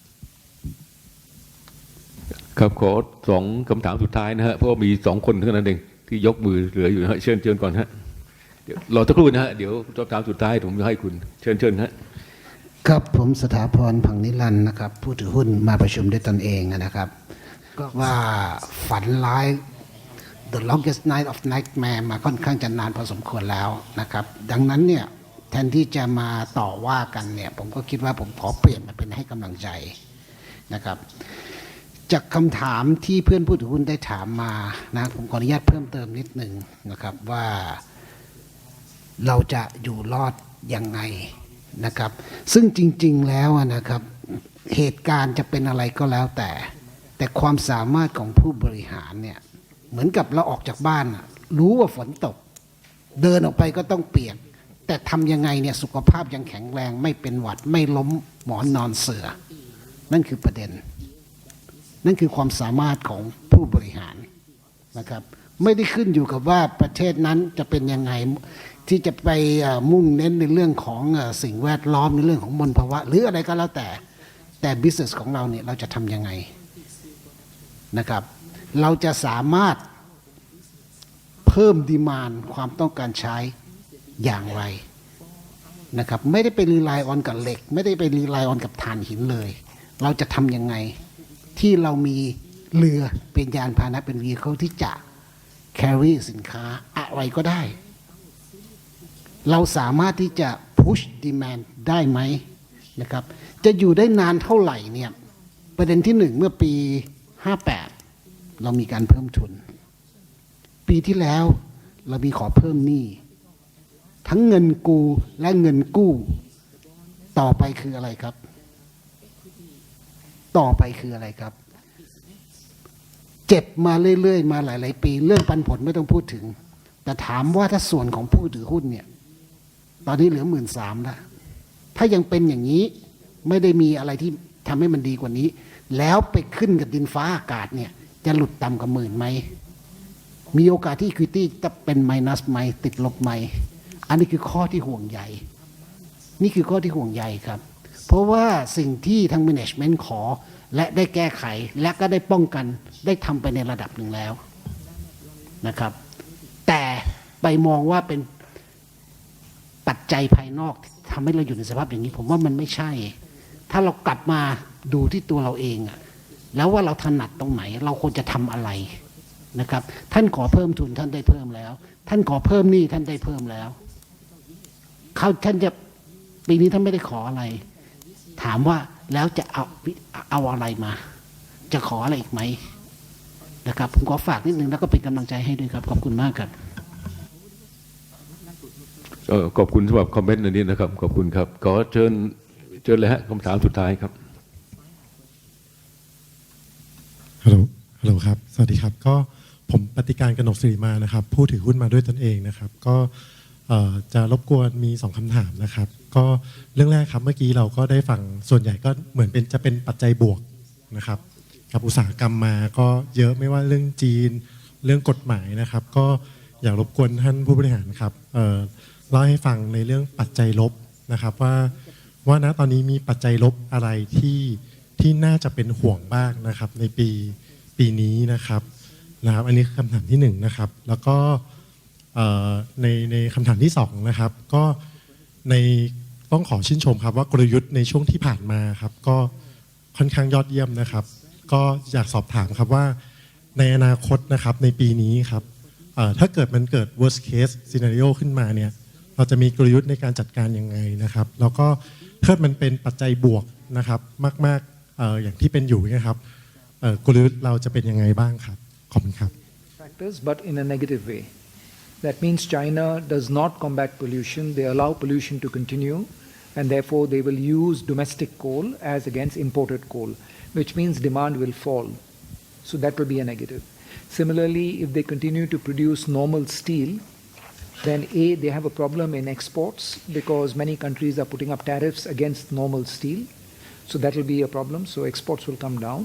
2, they will not need to produce so much, and therefore the imports of iron ore will come down. So again, it just depends on how the Chinese government plays out on their 2 important issues that they've been working with. ก็นะครับปัจจัยบวกที่ทางด้านของท่านกรรมการผู้จัดการพูดไปอาจจะกลายเป็นปัจจัยลบก็ได้นะครับถ้าทางด้านของก็คือจีนนะครับไม่ได้ทำอย่างที่มีการกล่าวไว้นะครับก็คือไม่ได้มีการผลิตเหล็กที่มีคุณภาพสูงนะครับผลิตเหล็กที่มีคุณภาพธรรมดานะครับรวมทั้งทางด้านของก็คือว่าไม่ได้มีการนะครับเน้นในเรื่องของการที่จะมีการกำจัดนะครับดูแลในเรื่องของมลพิษที่แท้จริงเพราะฉะนั้นเนี่ยทำให้ปริมาณการนำเข้านะครับของทางด้านของแร่เหล็กแล้วก็ปริมาณการนำเข้าของถ่านหินนั้นมีการผิดเพี้ยนไปเพราะฉะนั้นปัจจัยบวกกลายเป็นปัจจัยลบได้ครับ In terms of strategies in case things go bad, in terms of the fleet, we've already done everything that we possibly can. We have a very young fleet. We have a fleet which is very economical, and we have a fleet that is running at an operational cost which is very, very low. We cannot lower that cost any further. So we've already got it down to the bare minimum. Now, how do we survive a bad market? We survive a bad market by raising money, which we've already done from the equity side, which the previous shareholder had spoken about. We've also raised money from the public bond markets. Again, it's allowed us liquidity, and as our CFO has already commented, that with the cash that we have with us, we can survive this year and next year, even if the market is as bad as 2016. So that answers your question, what are the strategies in place to survive if the market remains bad for longer? ถ้าทางด้านของตลาดนะครับยังคงอยู่ในสถานที่การย่ำแย่ต่อไปอีกเป็นระยะเวลายาวนานนะครับก็ทางด้านเกี่ยวข้องกับกองเรือของเราคงจะไม่สามารถนะครับที่จะทำอะไรเกี่ยวกับกองเรือของเราได้อีกแล้วนะครับในเรื่องของทั้งขนาดนะครับของกองเรือของเราแล้วก็อายุของกองเรือของเรานะครับเราได้มีการดำเนินการเนี่ยก็คืออย่างดีที่สุดแล้วนะครับรวมทั้งในเรื่องของต้นทุนในเรื่องของการเดินเรือนะครับเราก็ลดต้นทุนของการเดินเรือแต่ละลำนั้นมาอยู่ในระดับที่ต่ำสุดแล้วนะครับแล้วก็ในเรื่องของที่ท่านผู้ถือหุ้นก็ได้รับทราบเป็นอย่างดีนะครับในเรื่องของทั้งการระดมทุนนะครับแล้วก็ในเรื่องของการที่จะมีการออกหุ้นกู้ออกตราสารหนี้ตัวนี้เราก็ได้มีการดำเนินการไปเรียบร้อยแล้วเช่นเดียวกันนะครับแล้วก็อย่างที่ท่านกรรมการบริหารบอกไว้ว่าต่อให้นะครับทางด้านของปีนี้ย่ำแย่แล้วก็ปีนี้ที่ก็ย่ำแย่นะครับเราก็ยังจะสามารถอยู่รอดได้ครับครับพอดีมีคำถามที่ท่านผู้ถือหุ้นเขียนขึ้นมานะฮะบอกว่าถามว่าปลดเรือเก่าที่มีกฎหมายออกมาเดือนกันยานี้จะมีผลกับบริษัทอย่างไรนะฮะจะดีหรือไม่ดีอันนี้ผมขออนุญาตตอบแทนท่านกรรมการผู้จัดการแล้วกันนะครับมันมีผลดีแน่ถ้าสมมุติว่าเรือเก่าที่จะต้องใช้เงินไปปรับปรุงตัวเรือเนี่ยนะฮะให้อยู่ในมาตรฐาน ภายใต้กำหนดของกฎหมายใหม่เนี่ยมันก็อาจจะต้อง scrap ไปเลยหรือขายทิ้งอะไรก็แล้วแต่ถ้ามีจำนวนเรือพวกนี้มากก็หมายความว่า supply ของเรือเนี่ยมันก็จะหดลงนะฮะ supply ของเรือก็จะหดลงก็หมายความว่าค่าระวางที่จะต้องคนที่จะต้องส่งสินค้าออกเนี่ยจะต้องจ่ายให้กับทางเจ้าของเรือเนี่ยก็จะต้องสูงขึ้นนะฮะอธิบายง่ายๆนะฮะคือถ้าสมมุติว่าจำนวนเรือที่จะเดินอยู่ในมหาสมุทรเนี่ยมันลดน้อยลงไปเนื่องจากว่ากฎหมายใหม่นี่ออกมาแล้วเนี่ยเรือเก่าๆบางลำการมาอาจจะไม่คุ้มที่จะต้องไปเสียเงินปรับปรุงอะไรต่างๆเนี่ยถ้าจำนวนเรือมันลดน้อยลงนะฮะค่าระวางมันขึ้นแน่เป็นธรรมชาตินะครับครับขอคำถามสุดท้ายนะฮะเพราะเราใช้เวลามากแล้วครับพอดีเมื่อกี้ตกไปmissing ไปหนึ่งคำถามนะครับคือเหมือนว่าถ้าเกิดในกรณีที่มันเป็น base case ครับในกรณีที่ดีครับกลยุทธ์ของเราจะเป็นในแนวทางไหนครับเพราะณตอนนี้มันเหมือนว่าเราก็ขยายจำนวน deadweight ตันใช่ไหมครับแล้วก็จำนวนเรือลดลงนะครับเพื่อ save cost แต่เหมือนว่าถ้าในแง่ที่ดีเนี่ยครับจะจัดการยังไงเพื่อไม่ให้เสียโอกาสครับWell, if you look at the first slide that we showed you, you can see clearly that the total deadweight tons, even though the number of ships has come down, is still higher now than it was in the past. That's the first thing. Second thing is that the ships are much younger. So if the market does really go up very sharply, then we can look at locking in on longer term basis, long-term contracts at a profitable level. So that's what we would be looking at doing. ก็ถ้าดูนะครับทางด้านของสไลด์แรกจริงๆนะครับที่ท่านกรรมการผู้จัดการได้ฉายภาพให้เห็นนะครับแม้ว่าทางด้านของจำนวนเรือนั้นจะลดลงแต่ว่านะครับเดดเวททันโดยรวมนั้นนะครับเพิ่มขึ้นรวมทั้งกองเรือของเราเนี่ยมีอายุน้อยลงนะครับด้วยเพราะฉะนั้นเนี่ยถ้ามีนะครับทางด้านของโอกาสดีๆเกิดขึ้นนะครับก็คือตลาดนั้นมีทิศทางในทางดีเพราะฉะนั้นเราก็จะมีกลยุทธ์ต่างๆนะครับอย่างเช่นอาจจะเข้าไปนะครับทำลักษณะของการทำสัญญาธุรกิจในระยะยาวด้วยครับครับเราใช้เวลาในเรื่องของรายงาน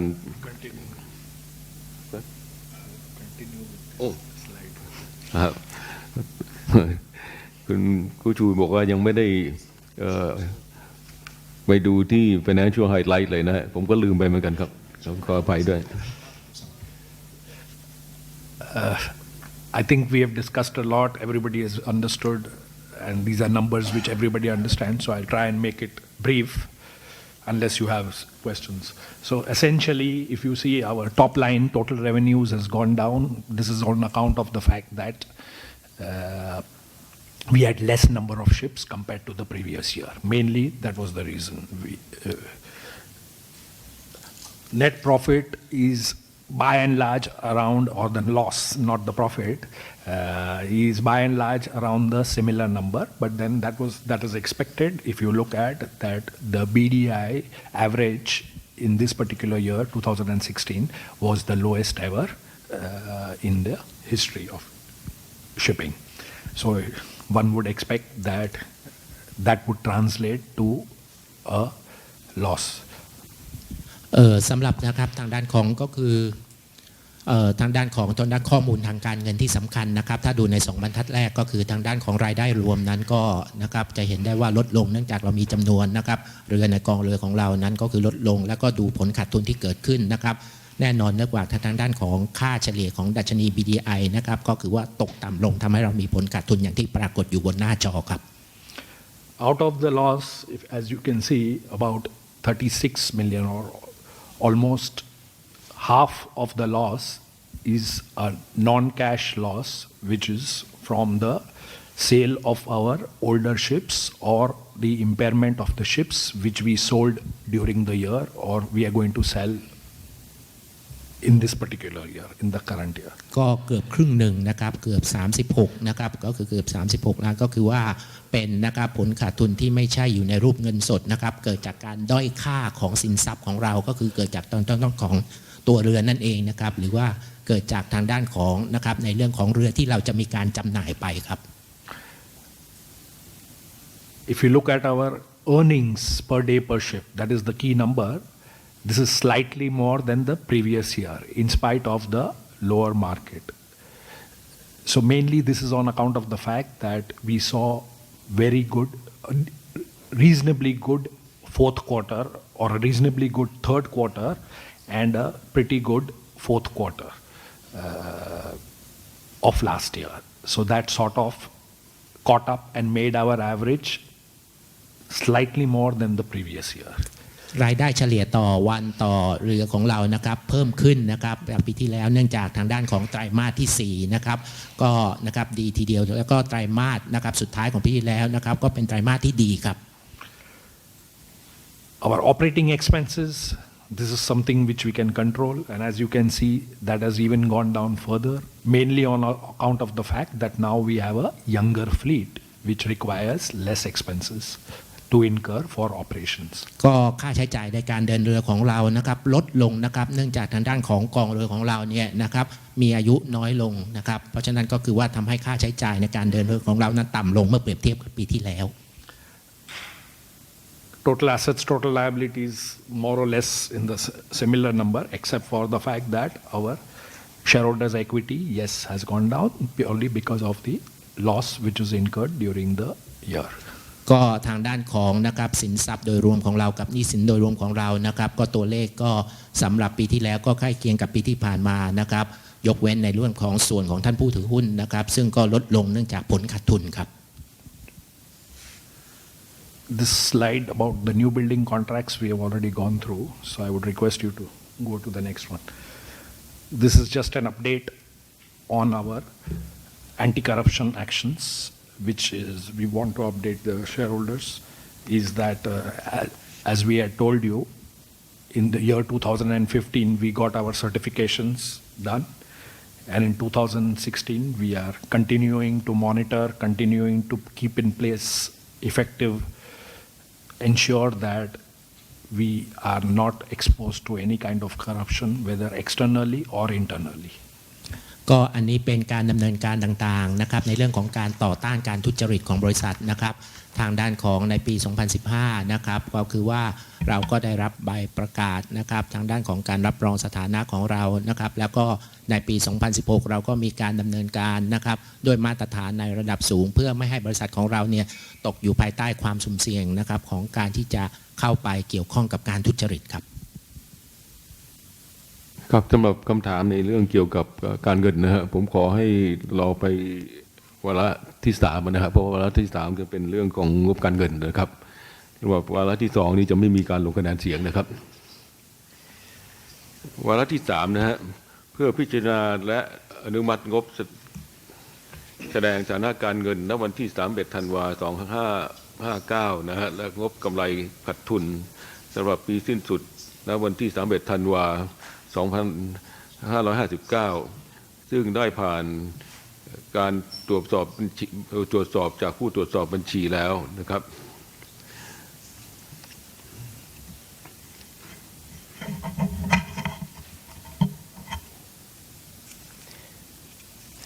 ครับงบเราก็ได้ส่งไปพร้อมกับเอกสารประชุมแล้วนะฮะเชิญฮะเชิญครับครับผมสถาพรผังนิรันดร์อีกครั้งหนึ่งนะครับสำหรับวาระนี้นี่นะครับไม่ใช่ว่างบเนี่ยผ่านความเห็นชอบจากผู้สอบเพียงอย่างเดียวเพราะเมื่อผู้สอบบัญชีเสร็จภาระมีรายงานให้บอร์ดมีการประชุมอนุมัติรายงานผู้สอบถึงจะมีวันนี้ที่ผมกำหนดวันประชุม AGM ที่ผมนั่งอยู่ตรงนี้นะครับดังนั้นในรายงานผู้สอบเนี่ยผ่านมติบอร์ดแล้วนะครับแต่มีเรื่องที่ผมอยากจะคอนเซิร์นและขอทำหน้าที่ในฐานะผู้ถือหุ้น PSL นิดนึงนะครับในการที่ให้ความเห็นของผู้สอบบัญชีปีนี้ตามสภาวิชาชีพนะครับอยากนำเรียนอย่างนี้ครับต้องขอบคุณคุณวิสุดานะครับผู้สอบบัญชีที่ให้ความเห็นกับงบการเงินในปีที่ผ่านมานะครับผมเชื่อว่าคุณวิสุดาเนี่ยมีศักดิ์และสิทธิ์เหนือกว่านายกสภาวิชาชีพบัญชีด้วยซ้ำไปเพราะท่านไม่ได้รับการแต่งตั้งจากที่ประชุมผู้ถือหุ้นนะครับดังนั้นในการให้ความเห็นของผู้สอบบัญชีย่อมมีอิสระเหนือกว่ามาตรฐานหรือสิ่งที่สภาจะกำหนดนะครับมันมีอยู่ย่อหน้าพารากราฟหนึ่งนะครับฉบับภาษาไทยอยู่ที่หน้า198 ฉบับภาษาอังกฤษอยู่ที่พารากราฟสุดท้ายของหน้า 172 นะครับผมขออนุญาตอ่านภาษาไทยนะครับผู้สอบบัญชีได้ให้ความเห็นในย่อหน้านี้ตามมาตรฐานฉบับใหม่นะครับซึ่งจะเห็นทุกเฟิร์มของผู้สอบแม้กระทั่งสำนักงานตรวจเงินแผ่นดินนะครับสตง.ข้าพเจ้าได้สื่อสารกับผู้มีหน้าที่ในการกำกับดูแลเกี่ยวข้องกับขอบเขตและช่วงเวลาของการตรวจสอบตามที่ได้วางแผนไว้นี่คือประโยคที่หนึ่งประโยคที่สองประเด็นที่มีนัยสำคัญที่พบจากการตรวจสอบรวมถึงข้อบกพร่องที่มีนัยสำคัญในระบบการควบคุมภายในนี่คือประโยคที่สองซึ่งข้าพเจ้าได้พบในระหว่างการตรวจสอบของข้าพเจ้านี่คือประโยคที่สามนะครับผู้สอบบัญชีให้ความเห็นกับงบเนี่ยถ้าไม่เห็นด้วยท่านก็ไม่ให้ความเห็นท่านเห็นด้วยแบบคลีนท่านก็ไม่มีเงื่อนไขท่านเห็นด้วยแต่1 2 3 4มีเงื่อนไขท่านก็จะเปิดเผยไว้นะครับแต่ย่อหน้านี้มาตรฐานบัญชีให้ผู้สอบรายงานแบบนี้แล้วผู้สอบจะยึดมาตรฐานมาเป็นหลักผมว่ามันไม่แฟร์กับบริษัท PSL ของผมนะครับถ้าผมจะถามว่าคุณวิสุดาพบอะไรในระหว่างการตรวจสอบที่เป็นนัยยะคำตอบผมก็เชื่อว่าไม่น่าจะมี หรือว่าถ้าจะมีท่านก็บอกว่าท่านก็จะต้องเปิดโน้ตเอาไว้นะครับเมื่อไม่มีโน้ตก็คือไม่มีเมื่อไม่มีก็คือไม่พบสิและท่านมาบอกในย่อหน้าตรงนี้ว่าท่านพบตกลงพบแล้วไม่มีหรือไม่มีก็คือไม่ต้องพบไม่ต้องมามีพารากราฟนี้นี่คือวอร์ดดิ้งภาษาไทยนะครับซึ่งต้องฝากคุณวิสุดาลองนำไปหารือกับอาจารย์แน่งน้อยที่สภาดูด้วยนะครับเพราะว่าในลักษณะอย่างนี้เนี่ยผมก็ทำหน้าที่ปกป้องบุคลากร PSL ทางบัญชีการเงินผมไม่ได้ยืนยันว่ามนุษย์ปุถุชนไม่มีอะไรผิดอาจจะมีที่ผิดแล้วในระหว่างที่ออดิตเข้ามามีการคุยกับกรรมการตรวจสอบแล้วมีการแก้ไขที่ผิดพลาดด้วยการทำงานอย่างเป็นกัลยาณมิตรมันก็ไม่ควรที่จะมีปรากฏในรายงานถูกไหมฮะแต่ถ้าผิดแล้วเนี่ยบุคลากร PSL ของผมดื้อไม่แก้ไขไม่อะไรซึ่งมันมีผลกับงบการเงินคุณวิสุดารายงานได้ฟ้องผู้ถือหุ้นอย่างผมได้ออกรายงานในลักษณะนี้ย่อหน้านี้ให้กับ Public สาธารณชนทราบซึ่งผมเชื่อว่ามันคงไม่เป็นอย่างนั้นนะครับดังนั้นเนี่ยผมขอทำหน้าที่ว่ารายงานของผู้สอบตามมาตรฐานซึ่งใช้ปีนี้เป็นปีแรกเนี่ยไม่ถูกต้องแล้วก็ไม่เห็นด้วยเลยนะครับเชื่อว่าประธานกรรมการตรวจสอบของผมควรจะมีข้อโต้แย้งก่อนที่จะรับก่อนที่จะมาถึงผู้ถือหุ้นก่อนที่ผู้สอบบัญชีจะพับบิกออกไปนะครับสำหรับพารากราฟนี้นะครับท่านบอกว่าท่านได้พบในระหว่างการตรวจสอบแต่ถ้าจะถามว่าถึงขนาดที่เป็น KAM Key Audit Matters ซึ่ง significant เนี่ยถ้าบอกว่าไม่มีมันก็ขัดแย้งกันไม่มีแล้วท่านพบอะไรนะครับถ้าพบเป็นสาระอย่างนั้นแล้วทำไมไม่เปิดโน้ตไว้ไม่มีเงื่อนไขไว้มันก็ขัดแย้งกันอีกนะครับผมรบกวนคุณวิสุดานิดหนึ่งนะครับว่าสิ่งที่ผมนำเสนอเนี่ยคงจะไม่ได้เห็นในปีหน้านะครับขอบคุณมากครับครับท่านผู้ตรวจสอบบัญชีมีคอมเมนต์อะไรไหมครับเพราะผมเห็นใจเห็นใจแล้วก็เวลาที่ต้องคุยเรื่องนี้กับทางผู้ตรวจสอบนะฮะก็หนักใจพอสมควรนะมันมีอะไรขัดแย้งกันในเรื่องของกฎหมายเนี่ยเยอะแยะมากขัดแย้งกับการปฏิบัตินะครับไม่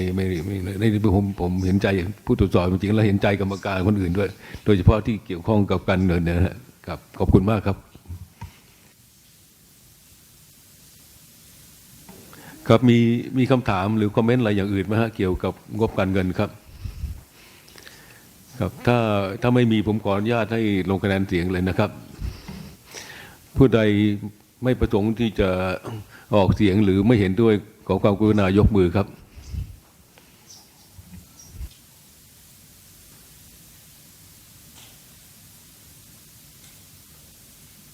ไม่มีนะครับ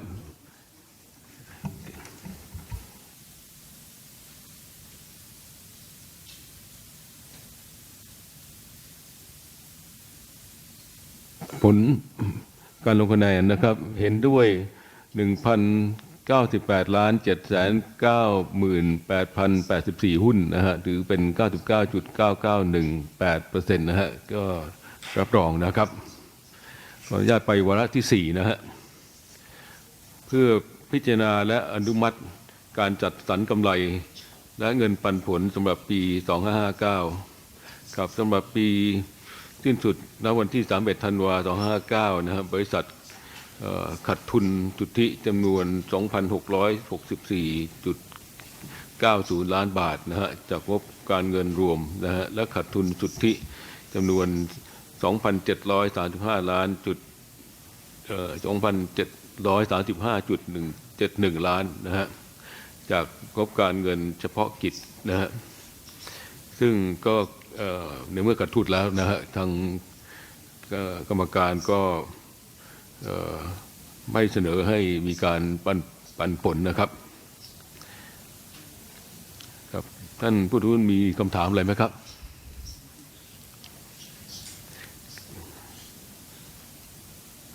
ครับถ้าอย่างนั้นก็ขอให้ลงคะแนนเสียงนะครับจะไม่มีการปันผลนะฮะครับท่านผู้ถือหุ้นท่านใดไม่ประสงค์ที่จะออกเสียงหรือว่าไม่เห็นด้วยขอความกรุณายกมือครับ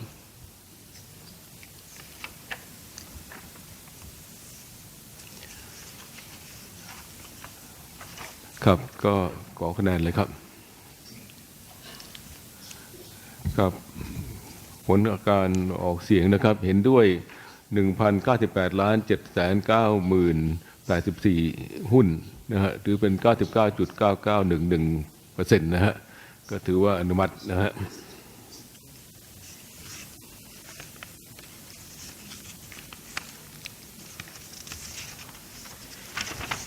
ครับไปวาระที่5นะฮะเพื่อพิจารณาและอนุมัติแต่งตั้งผู้ตรวจสอบบัญชีของบริษัทและกำหนดค่าตอบแทนของผู้ตรวจสอบบัญชีในปี 2560 นะครับคณะกรรมการตรวจสอบและคณะกรรมการบริษัทเสนอให้แต่งตั้งผู้ตรวจสอบบัญชีจากบริษัทสำนักงาน EY จำกัดเป็นผู้ตรวจสอบบัญชีของบริษัทโดยมีรายชื่อผู้สอบบัญชีและเลขทะเบียนดังต่อไปนี้นะครับ 1. นางสาววิสุดาจริยะธนากรนะฮะผู้ตรวจสอบบัญชีรับอนุญาตเลขที่ 3853ผมมองไม่เห็น3853เรือเนี่ยฮะมีอะไรข้างหลังไหมฮะเพราะว่าในนี้ไม่ค่อยชัดเท่าไหร่ผู้ตรวจสอบบัญชีเบอร์ทะเบียนนะฮะ3853ใช่ไหมฮะอย่างเดียวนะฮะโอเคเพราะในนี้มันมีอะไรก็หลังเติมมานิดนึงผมแบบพอดีนะฮะคนที่2นะครับนายเติมพงษ์โอปนพันธ์นะฮะผู้ตรวจสอบบัญชีอนุญาตเลขทะเบียนที่4501นะครับหมายเลข3นะฮะนายกฤษดาเลิศวนานะฮะผู้ตรวจสอบบัญชีรับอนุญาตเลขที่4958นะครับ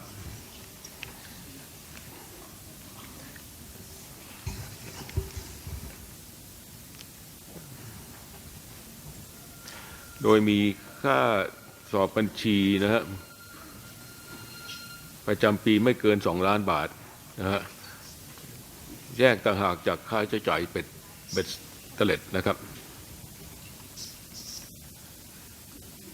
ครับก็ขอให้ท่านผู้ถือหุ้นช่วย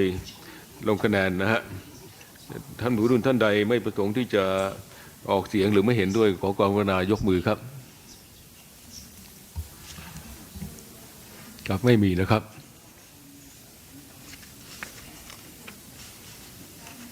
ครับผลการ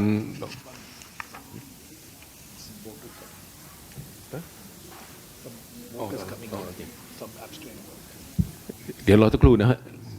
มีลงแล้วนะฮะโอเคครับเห็นด้วยนะฮะ 1,098,780,000 85,584 หุ้นนะฮะถือเป็น 99.9907% นะฮะก็ถือว่าอนุมัตินะครับ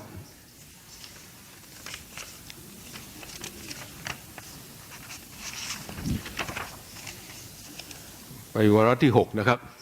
เพื่อพิจารณาและอนุมัติการแต่งตั้งกลับเข้าดำรงตำแหน่งของกรรมการที่ต้องออกตามวาระนะฮะกรรมการที่จะต้องออกตามวาระก็มีดังนี้นะครับมีคุณสุพัฒน์ศิวศรีอำไพนะฮะคุณคลิตฮาชิมนะฮะคุณใจปามมาทุคณีนะครับแล้วก็คุณครูชูวาเดียนะครับทีนี้เนื่องจากว่าคุณสุพัฒน์เนี่ยอายุถึง70 ปีแล้วซึ่งเป็นไปตามนโยบายการกำกับดูแลของกิจการของบริษัทนะฮะคุณสุพัฒน์จึงไม่ขอเข้ารับเลือกเพื่อดำรงตำแหน่งต่อไปนะครับก็แล้วก็ในนามของบริษัทก็ขอขอบคุณคุณสุพัฒน์ด้วยคุณสุพัฒน์อยู่กับเรามานานทีเดียวนะฮะอยู่มาตั้งแต่ต้นๆเลยนะครับก็เมื่อท่านถึงอายุ70แล้วก็ขอพักผ่อนแล้วนะครับคณะกรรมการบริษัทและคณะกรรมการสรรหาได้พิจารณาตามหลักการและวิธีการสรรหาโดยพิจารณาจากโครงสร้างคณะกรรมการบริษัทและคุณสมบัติของกรรมการมีความเห็นว่าควรให้กรรมการที่พ้นจากตำแหน่งตามวาระนะฮะได้แก่คุณคาลิดฮาชิมนะฮะคุณใจปามมัตุคณีแล้วก็คุณครูชูวาเดียกับเข้าตำแหน่งต่อไปอีกวาระหนึ่งซึ่งกรรมการทั้ง3ท่านเป็นผู้ทรงคุณวุฒินะฮะมีคุณสมบัติที่เหมาะสมเป็นอย่างยิ่งและมีประสบการณ์ยันกว้างขวางเกี่ยวกับธุรกิจการค้าและการขนส่งระหว่างประเทศนะซึ่งจะนำประโยชน์มาให้สู่บริษัทนะครับสำหรับรายละเอียดเรื่องของกรรมการทั้ง3ท่านก็ได้ส่งไปพร้อมกับเอกสารประชุมแล้วนะครับก็ขอให้ผู้ถือหุ้นที่เข้าร่วมประชุมลงคะแนนเสียงในบัตรลงคะแนนเป็นรายบุคคลนะครับทั้งนี้ทั้งบัตรลงคะแนนได้แจกไปเมื่อตอนลงทะเบียนเพื่อพิจารณาเลือกตั้งกรรมการที่พ้นจากตำแหน่งตามวาระกลับเข้าตำแหน่งต่อไปอีกวาระหนึ่งนะฮะก็ขอให้ลงคะแนนเลยครับ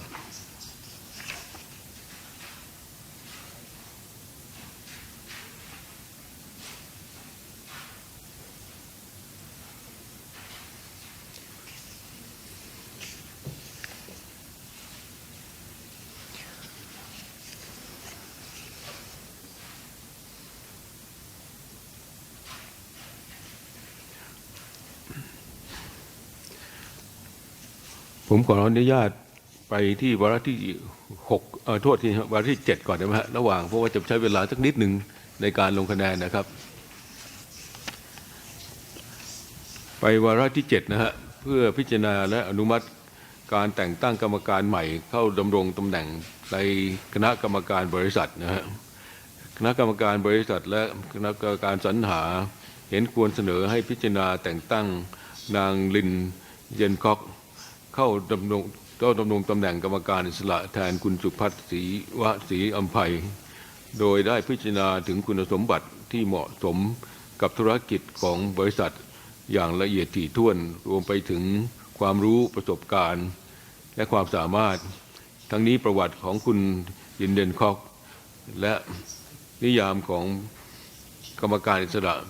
ปรากฏตามเอกสารแนบ4ของหนังสือเชิญประชุมไปแล้วนะครับคุณเดนคอกรวมทั้งกรรมการอิสระทุกท่านเป็นกรรมการที่ไม่มีความสัมพันธ์รวมทั้งไม่มีผลประโยชน์ที่ขั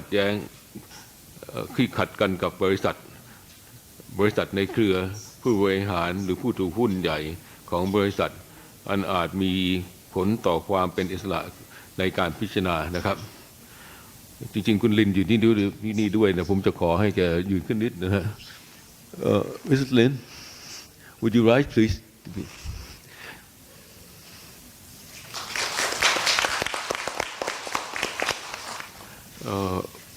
เห็นบอกว่าอันนี้ให้ลงคะแนนแต่ผมเข้าใจว่าลงคะแนนนี้ต้องลงคะแนนทุกคนใช่ไหมฮะครับพอดีในนี้เขียนว่าให้นั่นบอกให้ผมบอกว่างดออกเสียงด้วยไม่ใช่นะครับอันนี้นะฮะครับอันนี้ก็วาระที่6ที่ขอให้ผู้ถือหุ้นลงคะแนนในบัตรลงคะแนนเสียงด้วยนะครับ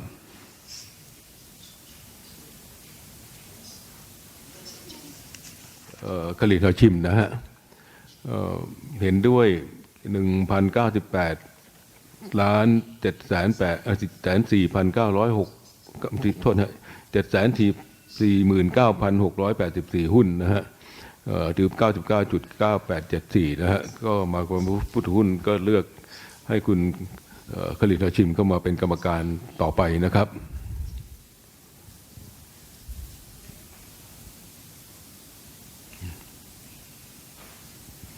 โอเคสำหรับคุณใจเปล่านะฮะก็เห็นด้วยนะฮะ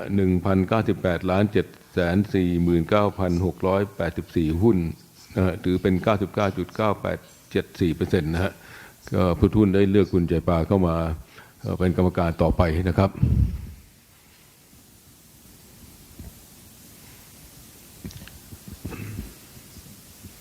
ครับสำหรับคุณคุชูนะฮะเห็นด้วยนะฮะ 1,098 ล้าน 749,684 หุ้นนะฮะถือเป็น99.9874% นะฮะก็ผู้ถือหุ้นก็ได้เลือกคุณคุชูเข้ามาเป็นกรรมการอีกครั้งนะครับ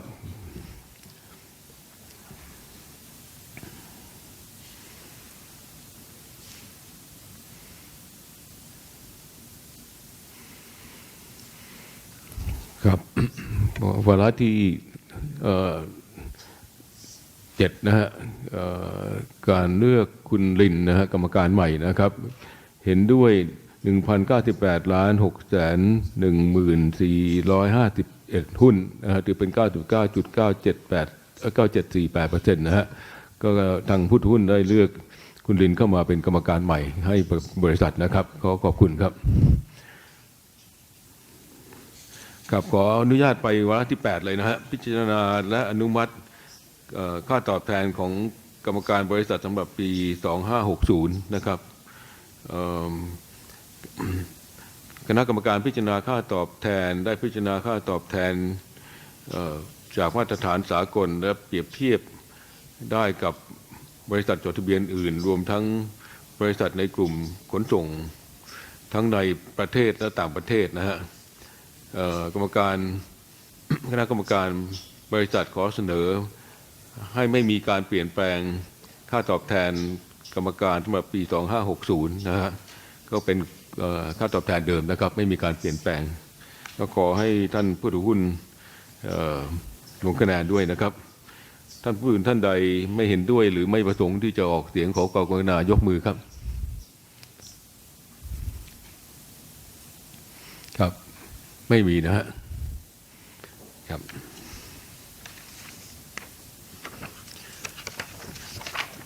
กับการลงคะแนนวาระ8นะฮะเห็นด้วย 1,098 ล้าน 794,084 หุ้นนะฮะถือเป็น 99.9911% นะฮะก็ผู้ถือหุ้นเห็นด้วยกับการไม่ปรับค่าตอบแทนกรรมการนะฮะสำหรับปีนี้นะครับกับวาระที่9เพื่อพิจารณาและอนุมัติการจัดสรรเงินจำนวน 1,750,000 บาทเพื่อเป็นเงินสำรองสำหรับกิจกรรมความรับผิดชอบต่อสังคมนะฮะอันนี้ก็ทางกรรมการก็เสนอให้ตั้งในขั้นต่ำนะฮะเนื่องจากว่าบริษัทขาดทุนในปีที่ผ่านมานะฮะขั้นต่ำคือ1,750,000 บาทนะครับก็ขอให้ทางผู้ถือหุ้นพิจารณาอนุมัติด้วยนะครับ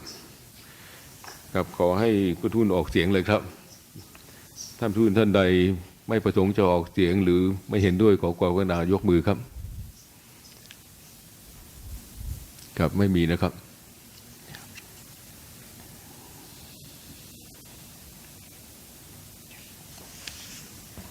ท่านประธานคะดิฉัน เดี๋ยว เบญจลักษณ์ มี ค่ะ มีคำถามอะไรป่ะฮะ ไม่ขอถามเรื่องนิดเดียวค่ะพอดีเห็นท่านบอกว่าไม่มีผู้ไม่เห็นด้วย และไม่มีผู้ไม่ประสงค์จะออกเสียง แต่เวลาสกอร์ขึ้นบนกระดานนะคะเห็นว่ามีช่องไม่เห็นด้วยและงดออกเสียง อันนี้ก็ ไม่ทราบมาจาก คือ ไหนคะ ผู้ที่ออกเสียงในที่ประชุม กับผู้ที่ก็เนี่ยออกลงไปแล้วออกไปแล้วเนี่ยพวกที่ลงไปแล้วเนี่ยก็ หมายความว่ามีคนที่ยื่นเอกสารไว้แล้ว ส่วนใหญ่จะมาถึงแล้วมารับกล่องอาหารเสร็จแล้วก็กลับไปนะฮะ ค่ะค่ะ พวกนี้ก็จะลงไว้ก่อนครับ ค่ะ ขอบคุณที่ถามฮะเพราะว่าอันนี้ก็มีหลายคนสงสัยเหมือนกันนะครับขอบคุณครับ ครับวาระที่9นะฮะเห็นด้วยนะฮะ1,036,511,570 หุ้นนะฮะถือเป็น 94.3237% นะครับก็ถือว่าผู้ถือหุ้นเห็นด้วยกับการให้ตั้งเงินไว้1,750,000 บาทนะครับเป็น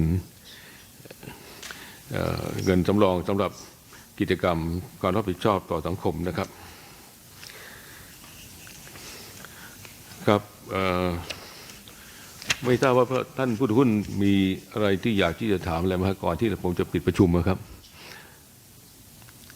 ครับหรือว่าถ้าผมขออนุญาตปิดประชุมไปก่อนแล้วถ้ามีคำถามเราก็ยังอยู่นี้ต่อนะครับขอบคุณมากนะครับที่เข้ามาร่วมประชุมในวันนี้ครับขอบคุณครับ